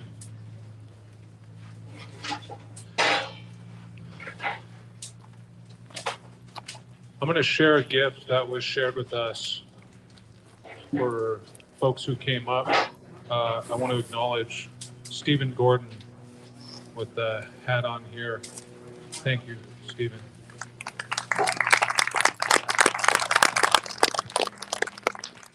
He shared this box with me this morning, and it's full of old feathers, and Stephen, thank you. I'm going to share it with the folks here that are part of this, and the witnesses. Sk'aliCh'elh for that gift that was gifted to you. Sk'aliCh'elh.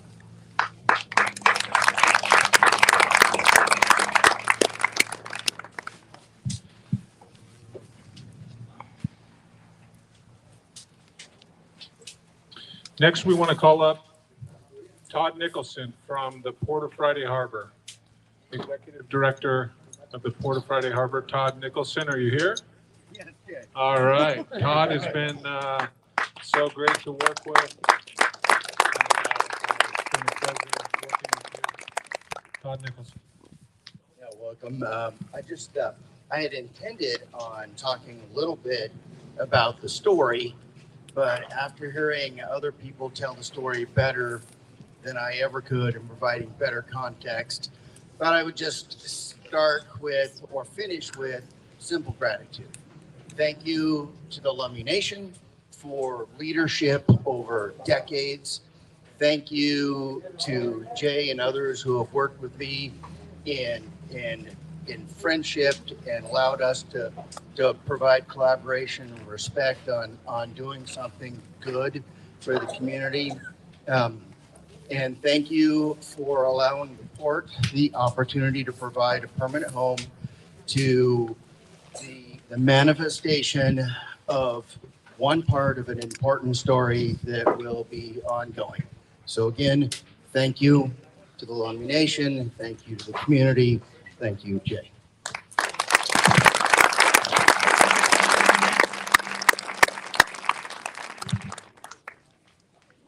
Thank you to the port. Thank you to the commission. Thank you to your staff and team for making this happen. Thank you enough, and it's always great to work with you. And Aishka, just a little token. Aishka, thank you.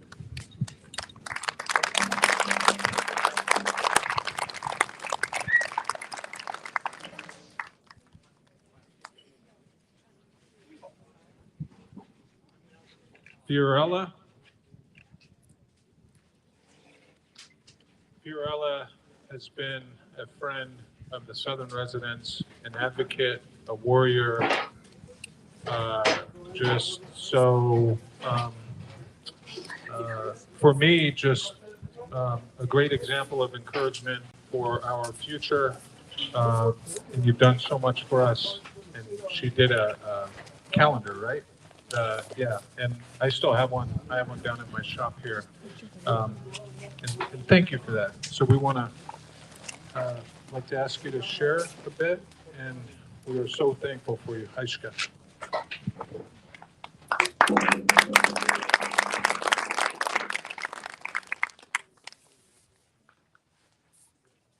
TokiTV has finally returned home. I never met TokiTV in person, but in my heart, I felt close to her. Learning how she was taken away long ago made me long for the day she would swim free again. Years back, hearing TokiTV's story, I said, someday TokiTV will swim in these waters, and that day has finally come at last. TokiTV is back with her family in spirit, calling to her mother. About 2 years ago, I drew TokiTV's reunion right here, where she is showing her joyful tear in her eye and her return to her family and native waters. TokiTV endured so much, but stayed strong. She reminds us orcas don't belong to us. They belong here, wild and free, like their ancestors were. TokiTV is gone, but her memory can inspire us to safeguard the endangered southern residents and the salmon they rely on. If we open our hearts to really listen to them, we can honor TokiTV, or Sk'aliCh'elh-tenaut. Though it is a sad moment, I know Sk'aliCh'elh-tenaut is finally at peace. Let her strong spirit forever swim the waters of her home. Thank you.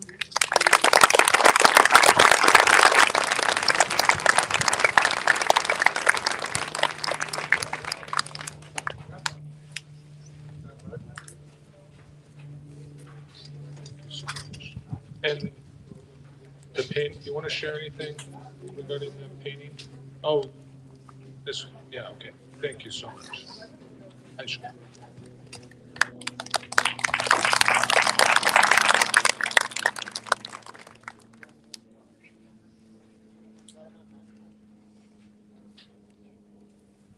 Thank you, cooks. Thank you to all the cooks and all the volunteers who set up the chairs and made all this possible. Thank you. There's so many of you.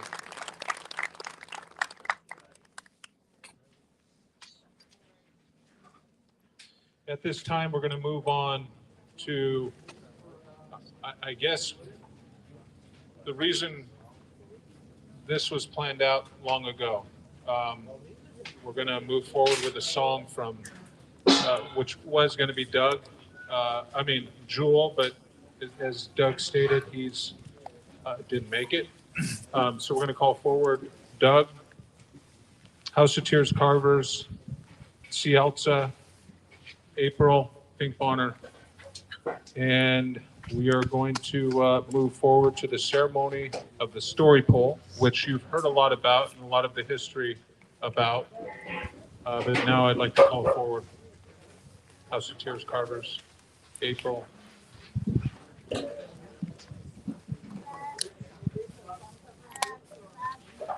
Following this, Following this moment, we're going to hear from the witnesses. They're going to share, and then we will eat after that.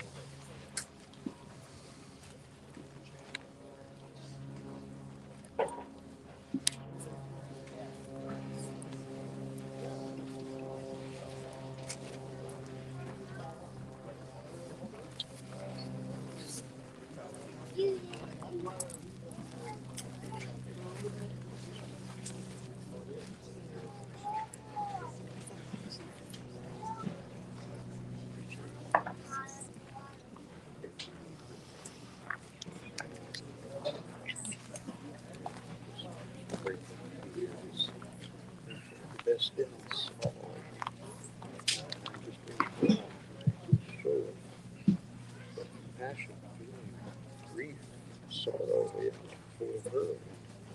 Dedication to her. She was a teacher for so many. Osiem, Sk'aliCh'elh-tenaut, Sk'aliCh'elh-tenaut, son of Snap, my Stala, Siamovich, TokiTV, Yushim. Sayelta. The song we'd like to share with you came to us back in the 90s when we had a Mickey whale beach herself upon our shores. My brother was one of the Sk'aliCh'elh was one of the ones that was first there. They watched this whale struggling as the tide was going out, and there was about 10, 15 of them tried pushing the whale out. Sheriffs came, Coast Guard came saying, do not touch the whale, you will be arrested if you touch the whale. My brother says, whose law is higher than theirs? You know, so they said, we're going to move that whale.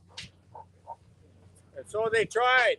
They tried moving that whale. They got about maybe 15, 20 feet, and the tide went out too far. And as that whale was breathing her last,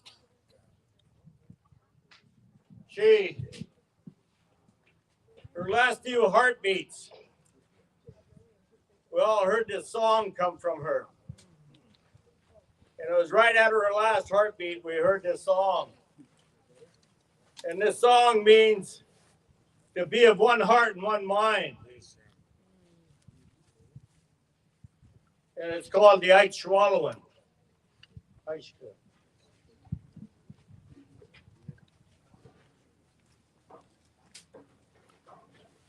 We use this song all across this country, starting out with 9/11. That was the healing pole journey, the first journey we went across this United States with. So we sang that song all the way across, calling people to come. Lay your hand upon this pole. Let your cry go here and send a prayer across country for those that died and those that were left behind.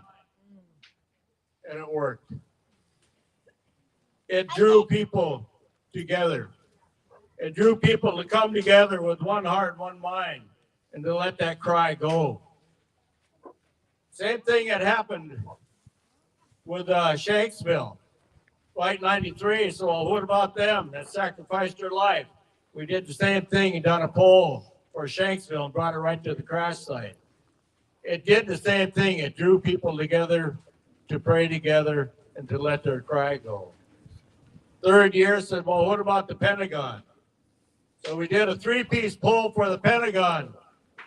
2 12-foot uprights with a 20-foot crosspiece, double-headed eagle.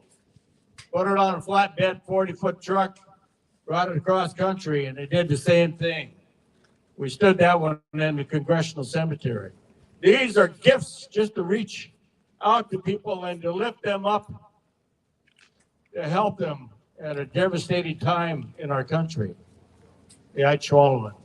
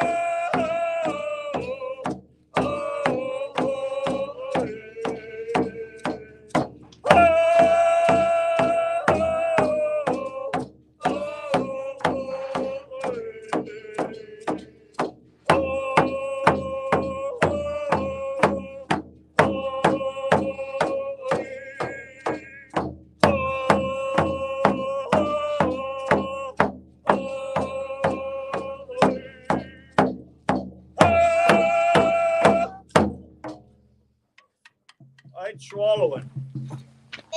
You know, wherever we are, wherever you go, there's no limit that prayer can't reach. Sk'aliCh'elh-tenaut showed us this. When we were down in Miami for the third time, we had a lady fly in from Houston, Texas, and come and found us. Said, I had to come. I had to come. This whale kept crying out to me over and over. Anybody out there can hear me. I want to go home. I want to go home. Anybody help me go home?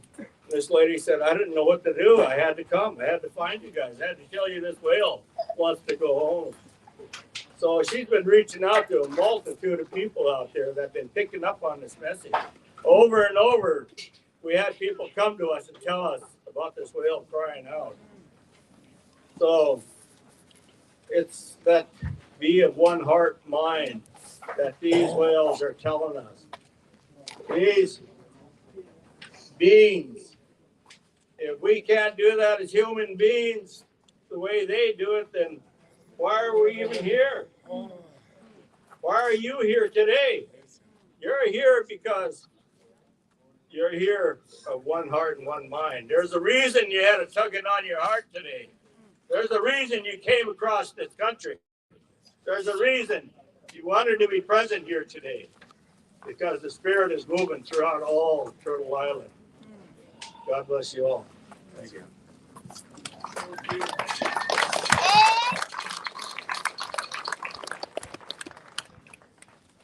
Thank you.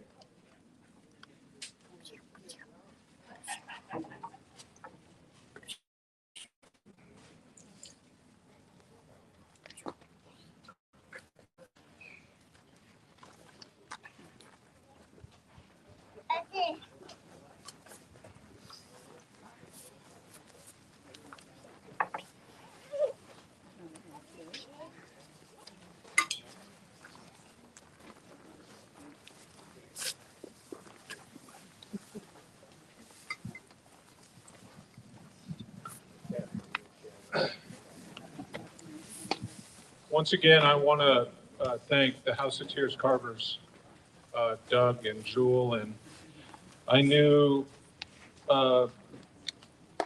many of Doug's brothers and Jewel's brothers, Joel, but especially Dale. Dale carved me something when I was a little kid, and they were called the River Rats. My father and my father's mother and Doug and Jewel's mother were sisters on the Jefferson side.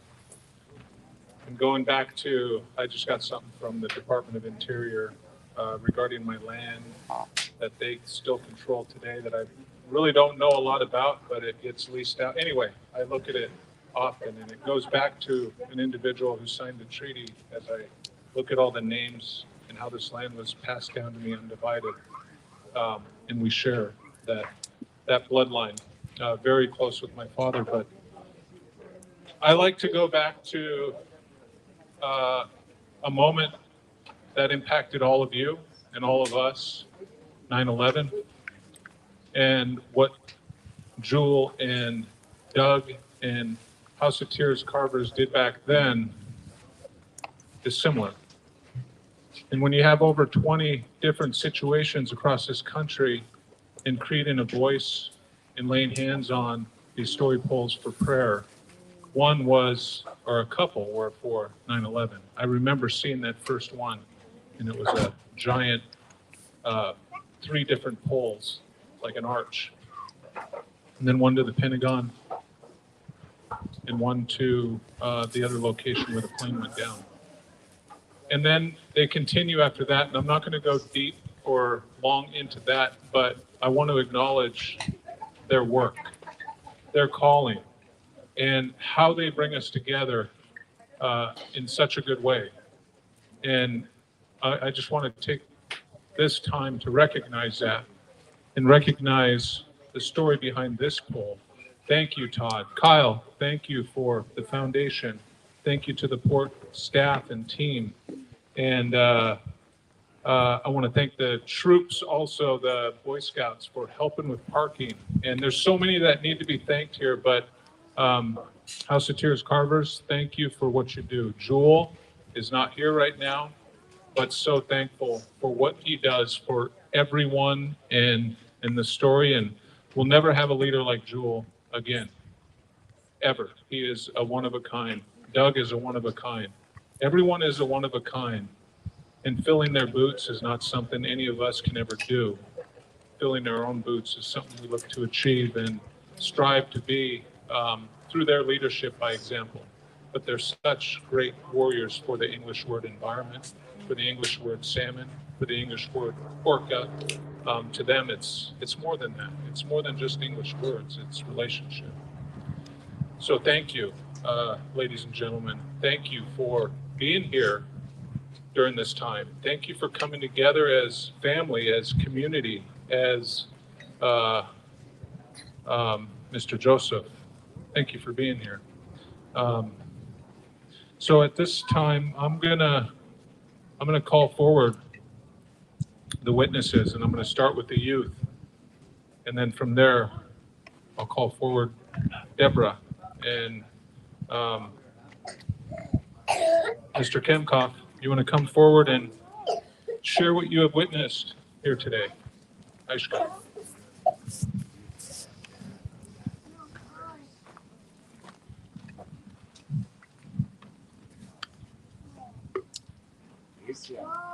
Me too. What I have witnessed here today is a lot of love and a lot of gratitude and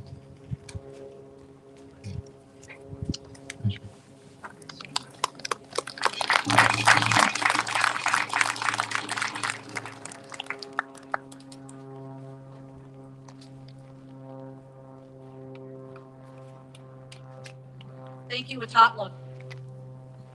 My Slicket name is Hik. I come from a small community in Southeast Alaska. When the tide is up, dinner, the table's set.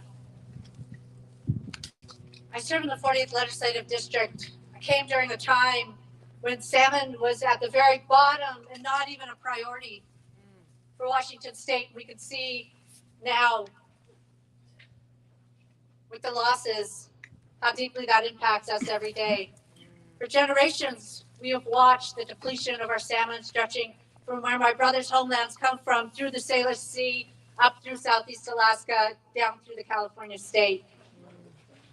We're the next in line, as I learned from my good friend.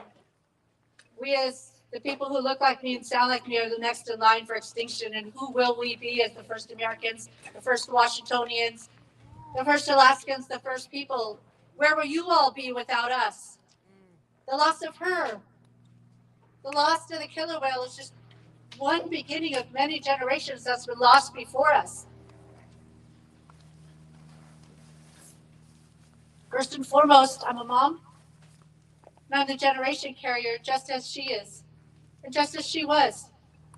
It's my responsibility to be here and stand before each and every one of you to understand that I'm in the homelands of the traditional people.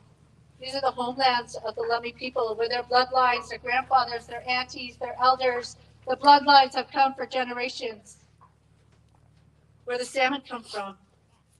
It's my role and my responsibility as a generation giver to carry the teachings that I have here today as a witness, to carry it forward so my daughters, granddaughters, granddaughter will remember the words that are heard here today. I carry this responsibility with all my heart and all my love. Thank you to Lummi Nation for loving me as much as you have.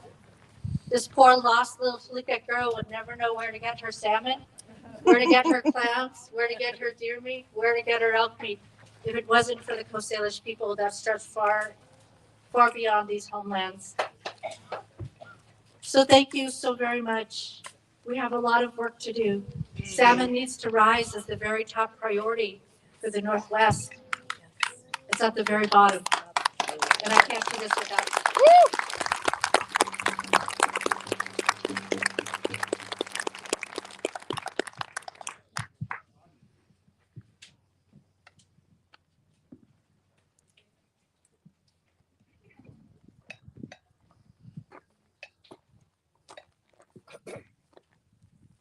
Pachwai, Ninaimo. Wanakshash Chaikwach. Anakuchi Cook Nayaku Shanak Panitash Papata. Namit Wanatash. Ach, and wit Wanatash.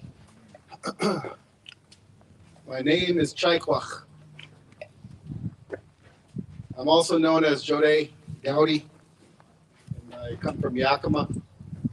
But specifically, my people, my ancestors come from the Inchiwana, from a place that everybody else knows as the Columbia River.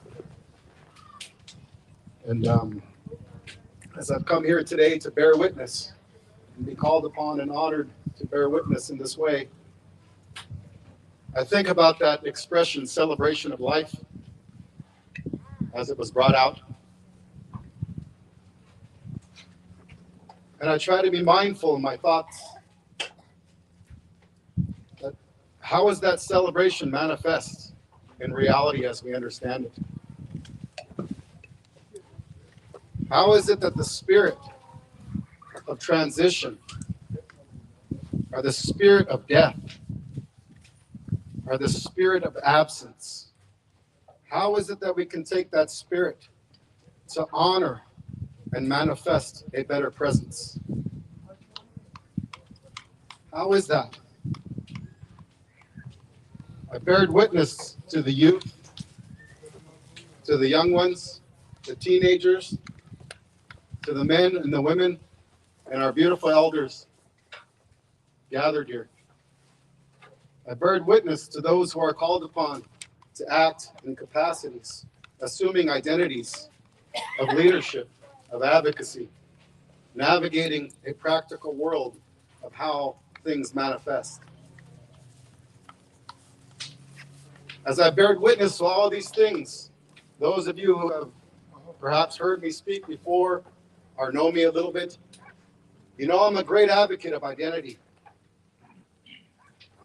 There's 6 questions I ponder quite often, and there's 6 questions I like to share with other people. First question is, who are you? Who are you? The second question is, where do you come from? The third question is, where are you going? The fourth question is, what is?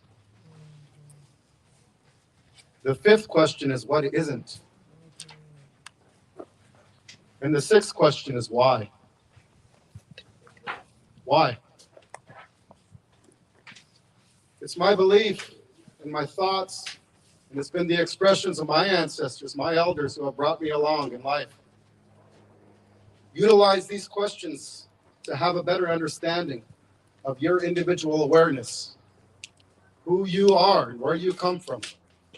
These things become the foundation of an understanding of where you wish to go. They also become the platform and the foundation of your understanding of that which is in reality and that which isn't. And perhaps all those 5 questions, they formulate a thought process and understanding to navigate the deeper questions of why.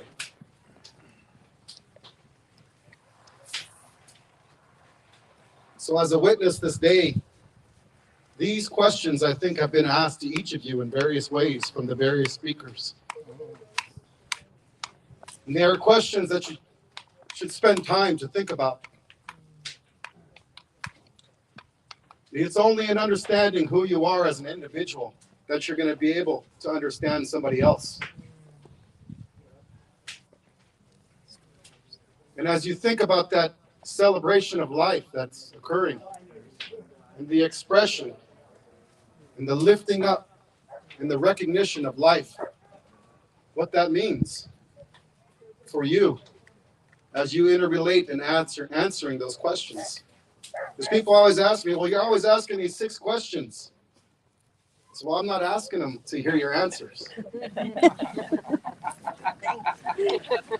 I don't want to hear your answers. I want you to hear your own answers. I want you to hear your own answers. In today's time, the peoples of this territory, of this land, the Lummi Nation and their peoples, their collective way of life and their walk, as you had heard expressed. There is something of a deeper relationship with the surroundings and the natural world, with the water, with the land, with the air. And it was expressed to each of us that our animal relatives, they came here to this place before we did. At Yakima, we share the same creation stories and the expressions in many ways. That's true. Our animal relatives were here before. And they worked together with one another and the other natural things of the world to prepare this place for the coming of the Tanai, the Tanun, the Nati type, the native peoples of this land. So as you go through, no matter who you are, whether you're Lummi, whether you're Nez Perce, Yakima, whether you're from other backgrounds, races, you heard the expression from the brother earlier, the sister. All of us come from, I don't really like the word tribal, but that's the way it was expressed. I think we come from an origin of a more right and respectful relationship with our environment and collective awareness in our reality as it should be. And the spirit of that relationship should have a foundation of reciprocal relations. If you're looking for the English word that we can utilize in today's time, it's that word reciprocity. And the spirit of reciprocal relations with all things that we understand that we are related to. And if you continue to go down the path of asking yourself who you are and where you come from, where you wish to go, what is, what isn't, and why, you are going to come to understand that you are related to everything, including the loved one, the beautiful relative that we are celebrating today. It's these things in today's time that the native people of this land that have the ceremonies, the expression and the utilization of speaking their language, the relationship with their foods, the ceremonies that come out in the practice of those things, they're not things that were just made up throughout time. Much as all the other faiths, religions, and followings of this world, divine instruction came to our collective peoples. And that divine instruction is as beautiful, as powerful as anything else with regard to the followings and our faiths, our religions of this world. And if we are to look at anything to try to reference what that relationship was in 1491, what did that look like? The totality of the expression of the people who were of this lands. The right and reciprocal relations, right and respectful relations that manifested at that time. Because that's the point in time that we can look at and utilize as a point of reference to say, how were relationships defined at that time period? And what were the outcomes of that time period versus the day that we live in today? Welcome to another moment in time of the 500-year war of right and respectful relations. This is what I bear witness to today. What was, what could have been, and what will never be.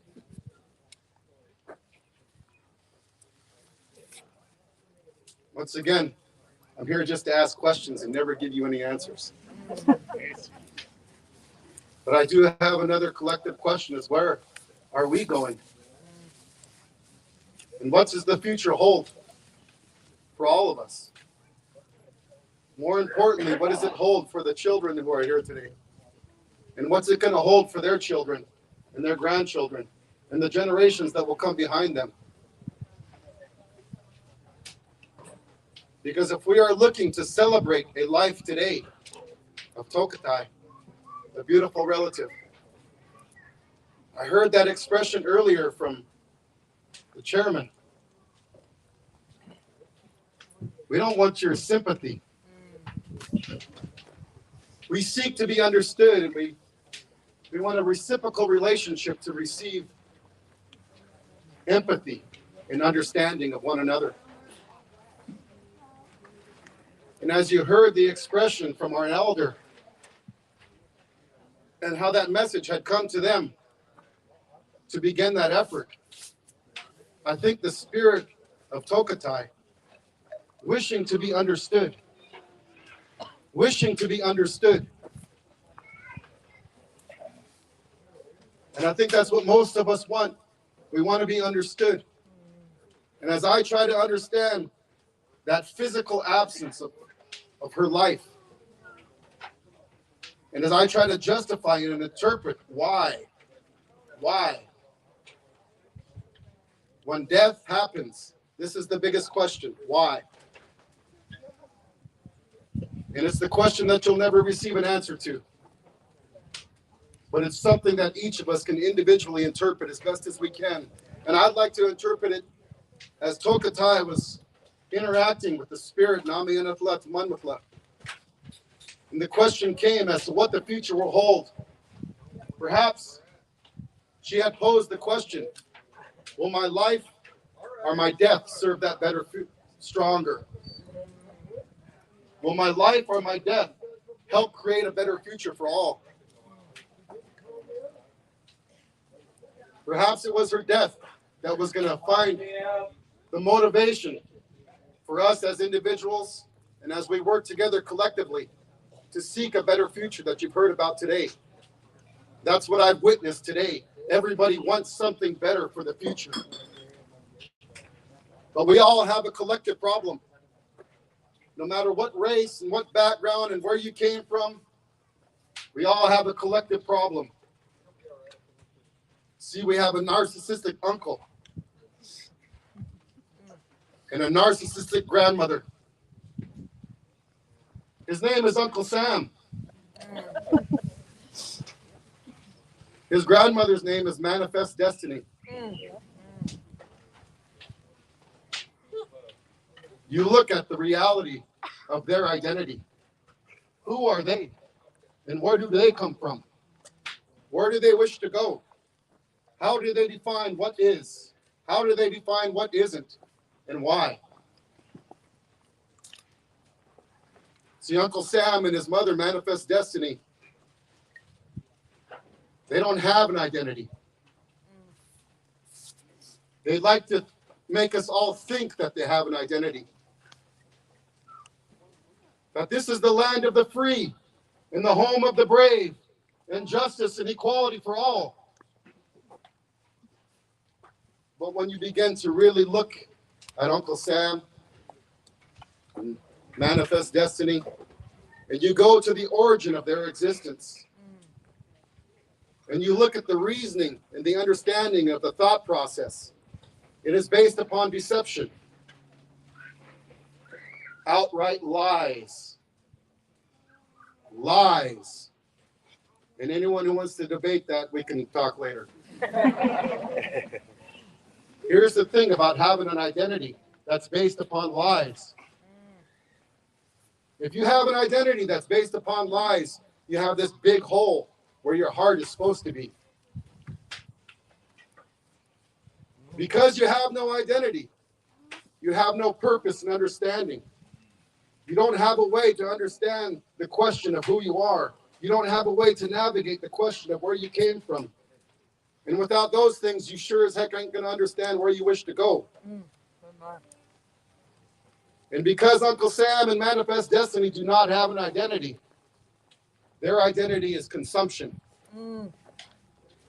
Consumption. They are here to harvest the world and everything in it. They have to harvest this world and everything in it to attempt to fill that hole that will never be filled. Never. Because it was based upon a lie at the beginning.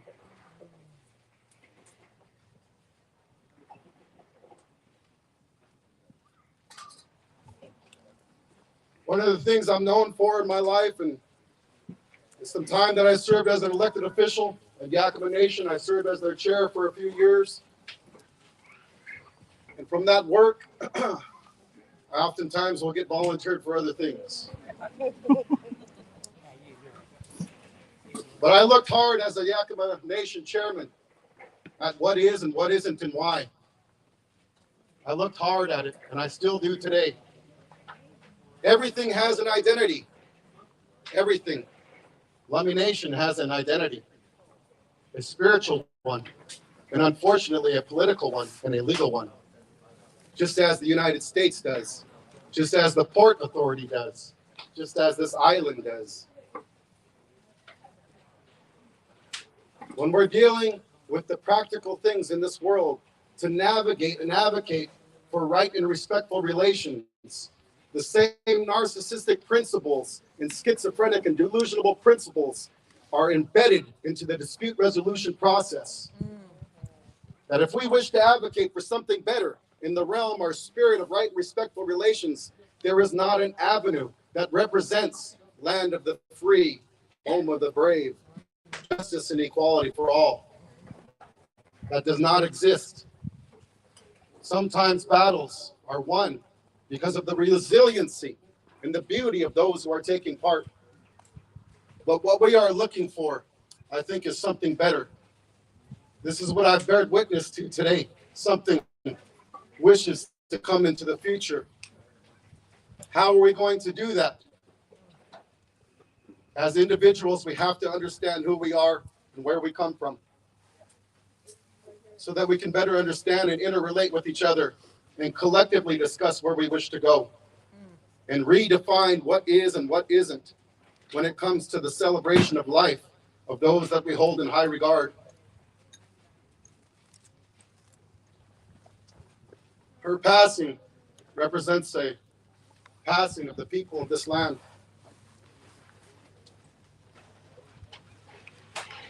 And so I just want to express that I'm honored and grateful to be able to bear witness, to share some words as best as I can. Because it's tough. It's tough when you talk about it at face value. But when you begin to really dig deep into the work, when you begin to roll up your sleeves, when you begin to say, this is what I wish to do about it. This is the way that I wish to contribute to the 500-year war of right and respectful relations. It can become quite overwhelming. And it's days like this, in celebration, that we find our renewal. And I'm honored to celebrate her life with each of you and find my own individual renewal. Bye weeks, sin we night.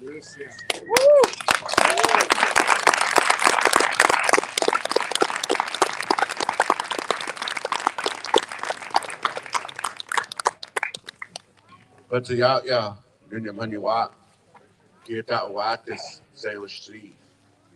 Inam wak wani ski TokiTV will walk by at the testament and the mifu. Inam tota Pio kuts. Inam itsala like in yacht.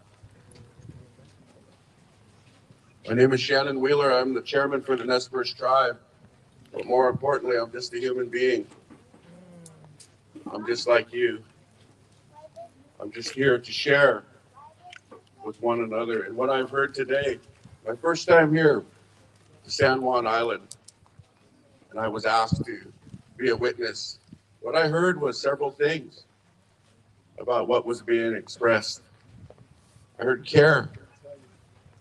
I heard share. I heard understand. I heard respect. I heard love. I heard respond. I heard act. Those are the things that I heard today as I bear witness to this beautiful celebration of life, this beautiful carving here that the Creator has placed upon a carver's hands and in his mind to be able to do things like this. As we speak of Tamal with the land that was, the law that was written upon this land before us, those are the things that come to you in special places with one another. Those are the things that we care for. Those are the things that we share. These are the things that we love one another, with one another. How do we change things? How am I supposed to, how do I act to change, to make change? You make change by responding, by gathering, by understanding. That's what I'm hearing today. And I want to share a couple of things with you of an understanding of what I've witnessed too, not only from the speakers, but from you, your reactions. I heard and I seen. I heard and I seen. Hurt. When we listen to those last sounds, was that a song? Was those words? Was that a prayer?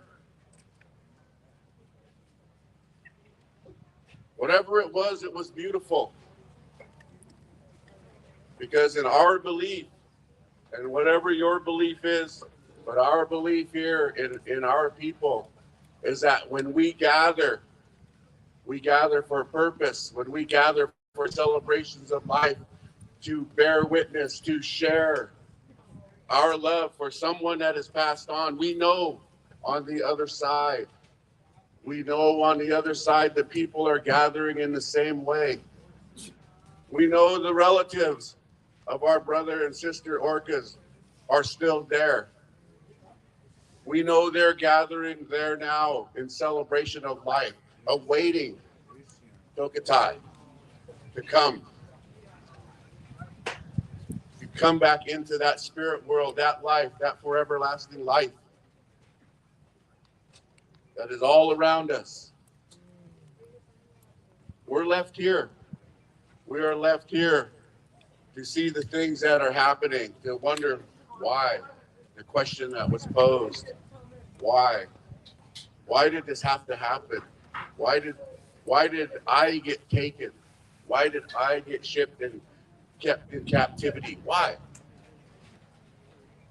And when the songs were sung at the side of a pool in captivity, a breath of life was breathed back in to carry on. That's heartfelt. That's heartfelt. It's really hard for me to speak about this year. Our family, we lost our Sk'aliCh'elh-tenaut, our mother, our matriarch. And it's really hard for me to share these emotions, these feelings with you. But I've witnessed that feeling, that hurt of, we were so close. We were so close. But we're fortunate. This is the last one in captivity. Understanding that whatever we did in the past was wrong. Whatever we do now is for the future. We're here. We're here to work for the future, for the children. For it's them that have to live through this. Some of us that are older, we may have 10 years, we may have 20 years. We never know how much time we have. But for those youthful young ones, those yet to come, they have a lifetime to live yet. And they have to live through this. They have to live. And it's said youth tend to outrun their mistakes. But can they outrun our mistakes for not changing? For not changing the mistakes that our grandfathers and the people that were here before us, making decisions during the Industrial Revolution, building these luxury things that we have today, can they outrun their mistakes? That's why we gather information. That's why we put things together. That's why we respond. That's why we act. By coming together today, that's a form of an action to bring your hearts together, to bring your minds together, and to do something, even if it's the smallest thing. I live in the mountains. Many times I think that a raindrop that hits right behind a rock loosens it just enough to turn it, to tumble it, knocks over a tree. Those nutrients then fall under the ground and then roll to the water, roll to the river, stream, the river. Then it's supposed to be in the ocean. Many times that's changed now, as we see the Snake River dams. But I'm here more today about life. Life is always more important than money. When you get down to it, when you come into this world, that's what you have. When you leave this world, that's what you have. We all sit here today and we share the air. We share this air.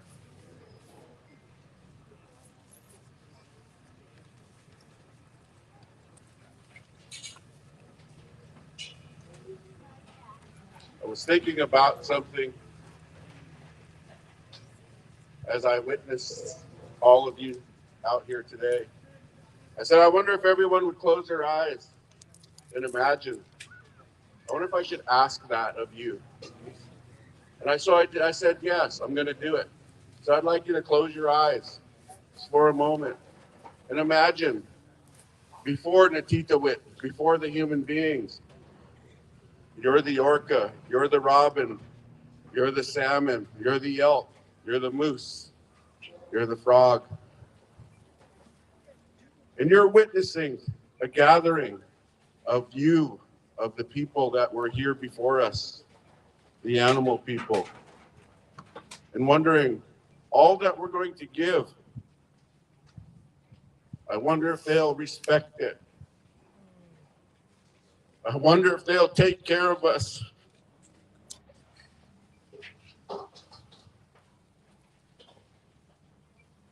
And you think about it from that perspective,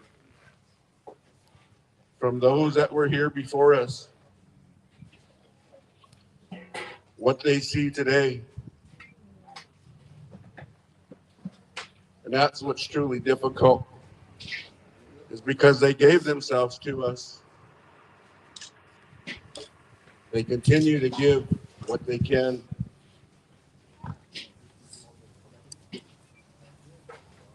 And that's, for me, a true understanding of this law that was written upon this land before us. To model with. Viewing it from someone else's eyes. It doesn't always have to be a human being. It can be those that are calling out, those that are witnessing us today.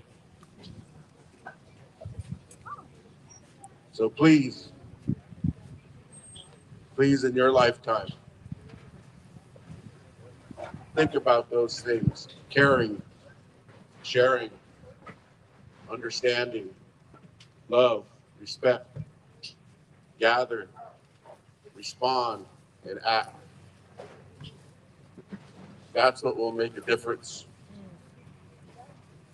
That's why we're here today, to do those things as we bear witness to the words of today. Sk'aliCh'elh-tenaut.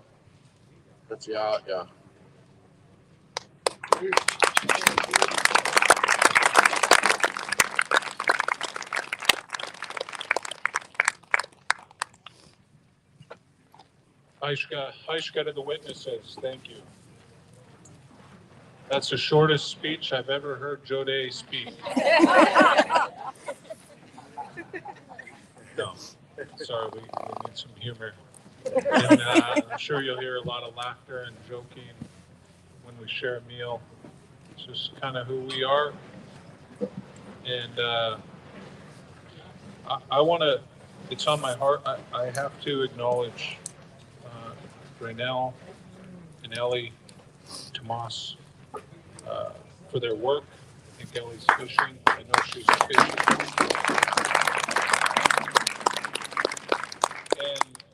And the pain of feeling alone and the struggle, and but keeping it up and fighting a good fight and answering that call. I just want to acknowledge them right now and thank them for their efforts and love, for their love. Well, ladies and gentlemen, we are going to eat now, and we're right on schedule. Sorry if you're roasting and need drinks, but it's been an honor to be a part of this. It's been an honor to be a witness here, and it's been an honor to acknowledge and lift the names up and acknowledge her, Sk'aliCh'elh-tenaut, to acknowledge for me, Bill James, and many others who have led the way and showed us the way, and just to be here today. Thank you. Thank you, thank you, thank you. Let's eat ice cream.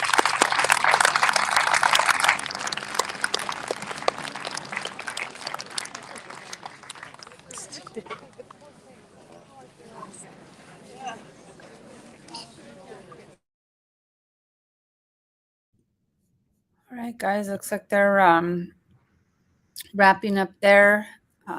Bring Alejandro back here. You're muted, Alejandro, so I won't be able to unmute you. I think the TokiTV crew is going to try to gather real quick, but just thank you guys for being with us. That was beautiful, and there was a lot to that. I'll want to go back and rewatch and re-listen to those words because they were very powerful, and just really happy and blessed to be able to look at the girls there. That they were there to be able to share this with us. So Casey and Stephanie and Christina and Deborah, let me unmute you guys. Thank you guys for being there, holding space, sharing with us, making it possible that we could live stream. A lot of thank yous coming in. We really appreciate being able to be there. We couldn't have been there without you before. So thank you guys very much for being there and sticking with us. You know, there's a lot to do there, so I'm gonna, feel like you have to stay on, but thank you. We love you. We love you, family. We love you so much. So appreciate you so much being there for us and allowing us to be there. I wanted to be there so badly. Thank you so much. I really appreciate it. And we'll all be there again soon when she comes home. And we know that we'll all be there and we'll all be out there together. And Alma, I'm assuming you'll be coming with us. Maybe? Yeah, I'm hoping so. Just give me some dates and I'll come be there. Yeah.